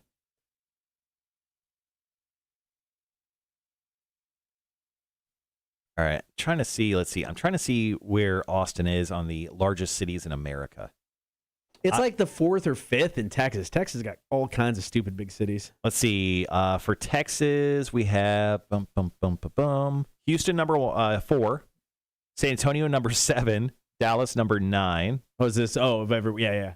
There's like general population. Yeah. Austin is number 10. You're moving to the 10th largest city in America. Are you serious? Holy crap! I didn't know it was that big. Now this is the most recent up to date 2021 pop. So Austin has just over 1 million people. That is a slight jump in market size when it comes to radio. Yeah. Jesus Christ. Yeah, that'll be, let's see. Yeah, when I lived in Vegas, we're number 29. Vegas currently here says it's 25, so. Okay.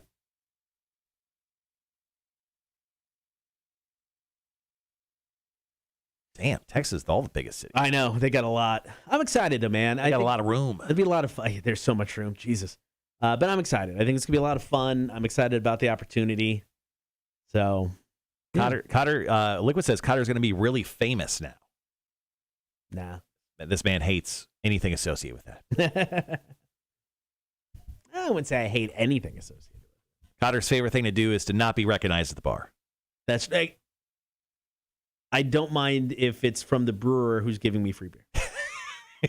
And there you go. Rudy says, got to bounce everyone. These boxes aren't going to throw themselves. Again, congrats, Cotter. I'm going to try to beat your ass at trivia before you go. Bring it on. Actually, I think at this point, once we officially announce it tomorrow, Cotter should exclusively play Are You Smarter Than a Community College Dropout? If you want to I'll write all that trivia. I'll do it. Today was my day. I hit 50 wins for the year. Yeah. I hit 50 wins. I hit the 50 burger. I feel good. Yeah. I could just essentially close out the Cotter and Marsh show. 50 wins, 7 losses, 9 ties. I feel good with that number. Let's get Cotter up to 50 wins. He's at 47 right now. Okay. Feel good about that. All right, we got about a minute. Liquid says, I'm calling just to play Cotter. Bring it on. I like it. That means I don't have to write it for the next 5 weeks. Hell yeah. I've got 3 days in the pipe right now. So okay. I can do it. Now, then I'll share the secret website that I've been using for the last couple of years. I never told you because I didn't want you to steal my stuff. I mean, I've written so much trivia over the past 4 years. I use every single website under the sun. If it's got trivia and answers, I'm in. Then I'll usually vet those to make sure they're legit because some of them are garbage. The one I use is pretty damn good. Yeah. I also pay for a service because of the other company I got. So yeah. I got that. All right, guys, be right back.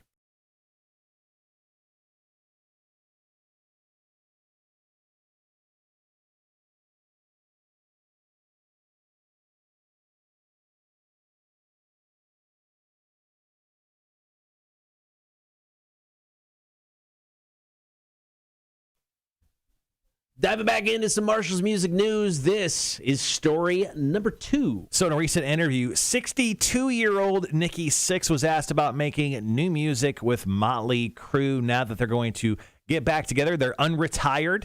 They're going to go back out on tour, supposedly, for that stadium tour next year. Nikki Sixx was asked about making new music, and he goes, I would love to make some new music with the guys again. I would love to get really simple and really raw and really dirty. And that's something I'm inspired by now, whether it might be a new band or stuff I'm listening to. The simplicity of Black Dog, you listen to that, and you're like, man, that is the stuff. But he goes on to say some of the stuff that's going out right now is just way overproduced. He goes, the genre of rock just needs to be simple. The kick drum sound of Led Zeppelin, or the same kick drum from Aerosmith, the same guitar sound. They're just all amazing, and he kind of wants to go back to that kind of feel. He actually notes that Greta Van Fleet is a band that's really doing great stuff with their simple, simplistic kind of vibe. Does Motley Crue get along good enough for an album? I mean, I get they're going to tour, but they can travel in different tour buses. They're going to take the stage for an hour at a time at the most. Really don't have to see each other. Could they pull off another record? I think the guys are essentially retired at this point. No. If they did another record, it would be a completely phoned-in thing, I think, from all parties except for Nikki Sixx, who'd be like, all right, guys, here's the bullet point. Did you read the email? All right, Vince, you say this here. I don't think it would work very well, but it would be interesting if we got some. All right, coming up next, one more story, wrap up the show. Cotter and Marshall, Rock 106.1. All right, guys, on the show, tomorrow we'll do Quizzed in the Face. Cotter will officially make his announcement live on the air tomorrow. But once again, he just wanted to tell, obviously, our live streaming family of the Cotter and Marshall show first. He wanted to make sure that that was done because you guys obviously mean a lot to us. So much. True. What else tomorrow? Tuesday, a day of not a whole lot of extra fancy stuff. What's that again? Tomorrow, is it just outside of?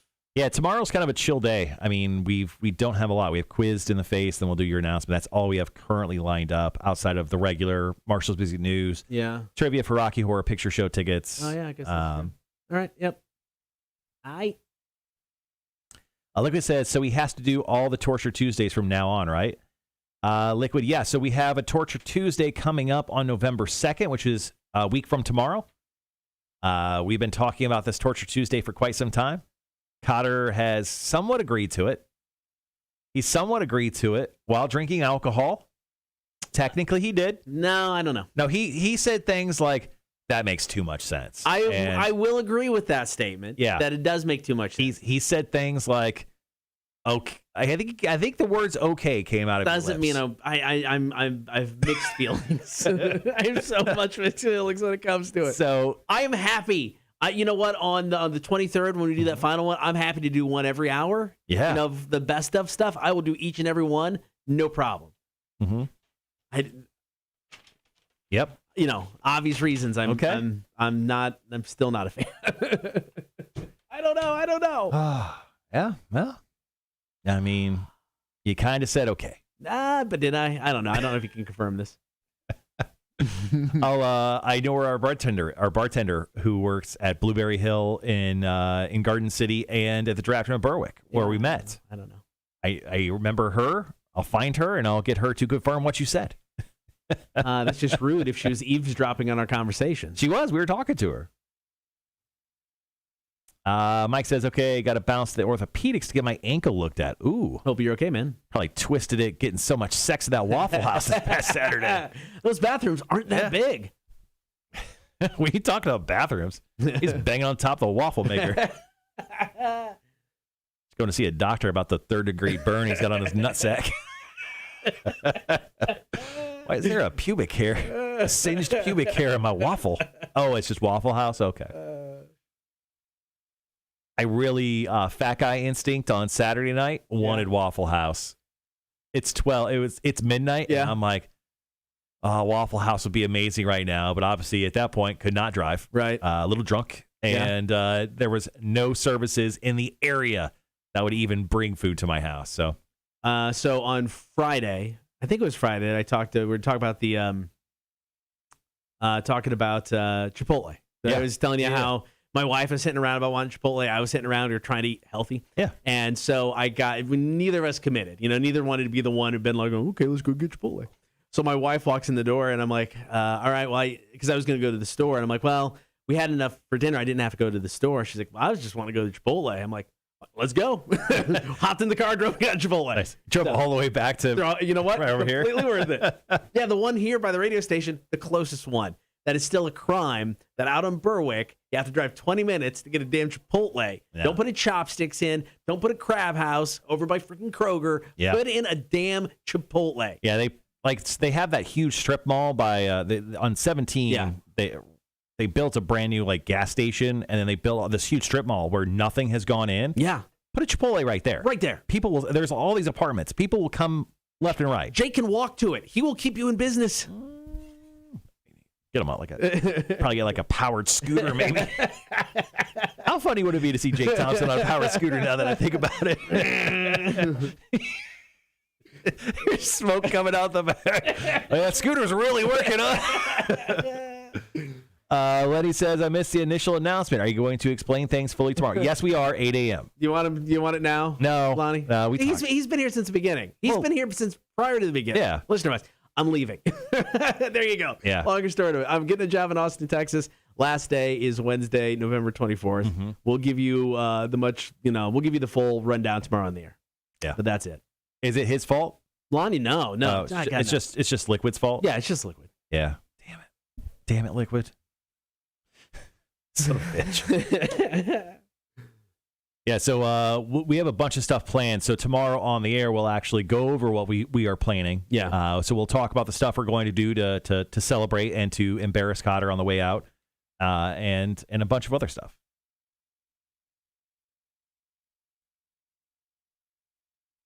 So our coworkers haven't showed up in about a year and a half, and we have two of them now in the room right next door. And they're deafening. I have my headphones on, and I can still hear them clearly. It's not soundproof. Yeah. Lonnie goes, you're an ass. I still want to Cotter and Marshall. We still have a few left. We have a few left from the initial run. We never got to do #assholes. None of that. Oh. Yep. Thank you very much, Lonnie.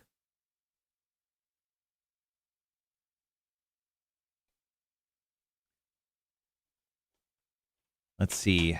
Will Cotter get an STD from sitting on a toilet seat in Austin, Texas? I feel like that's an obvious question to ask. Why is that a question? Without a doubt. Damn it. You got to explain the why. Like, how'd you get the clap? And you're like, sat on a toilet seat. What a burger. You're going to be gone for like 6 months from her, man. All right. Well, here's the thing. So you loaned me your backpack.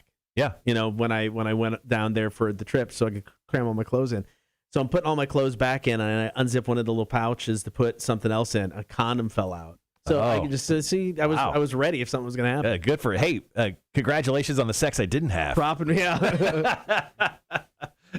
that what you told everyone? Like, how did this condom get in here? Mine. I haven't used that bag in years. I don't know how old the condom is. Oh. But there's a condom in there. Congratulations on the sex. Maybe I was trying to tell you to have sex. Maybe. All right. Any questions you want to ask about Austin while we have the Magic 8 Ball? Will the wife and I be able to find a house that's reasonably priced? Okay. Ask again later. Damn it. Charles says, Marshall, are you going to ask the big guy about the pic I sent you? Oh, yeah. So on Friday night, I think Charles was at the Georgia Southern game, whatever night that was. Right. It was not a flattering shot of the big guy. Oh. Yeah, it was not a flattering shot of the big guy. A little he wasn't wearing the best of outfit. Red says, hey, by the way, I came up with the official phobia for the show. Damassophobia. Fear of dumbass people. I like it. Not bad. That's good. Damassophobia. That's good. All right. I was going to say, how many of our coworkers have damassophobia? That's not going to work for the question. Will I get Chipotle today? The new carne asada for lunch. Ask again later. Make up your fucking mind, man. Did you get the new carne asada, whatever it is? No, I just go with the chicken. Steak? Just go with the chicken. Yeah, usually. I just saw that Chipotle had the new meat. Stole it from Arby's, borrowed it for the month, I guess. They had some leftover, sold it. It's fine. Yeah, so today after the show, I got a meeting with A-Dub at 11 to go over a bunch of stuff, and then I got to do show prep, and then I have to do a spot for Navy Federal Credit Union. Someone who I've endorsed for years now. Love the guys over at Navy Federal Credit Union. The new smoked brisket, seasoned, seared, spicy, and sauced the Chipotle way, here for a limited time. Lonnie, no, that the plan is for the show to remain local and find somebody for Marshall, but there's a lot of pieces working, a lot of moving pieces, so we'll keep everybody updated as soon as we get information. Is there any chance Tim Jr. will take Cotter's spot, says Charles? Don't count on it. And I agree. All right, guys, be right back.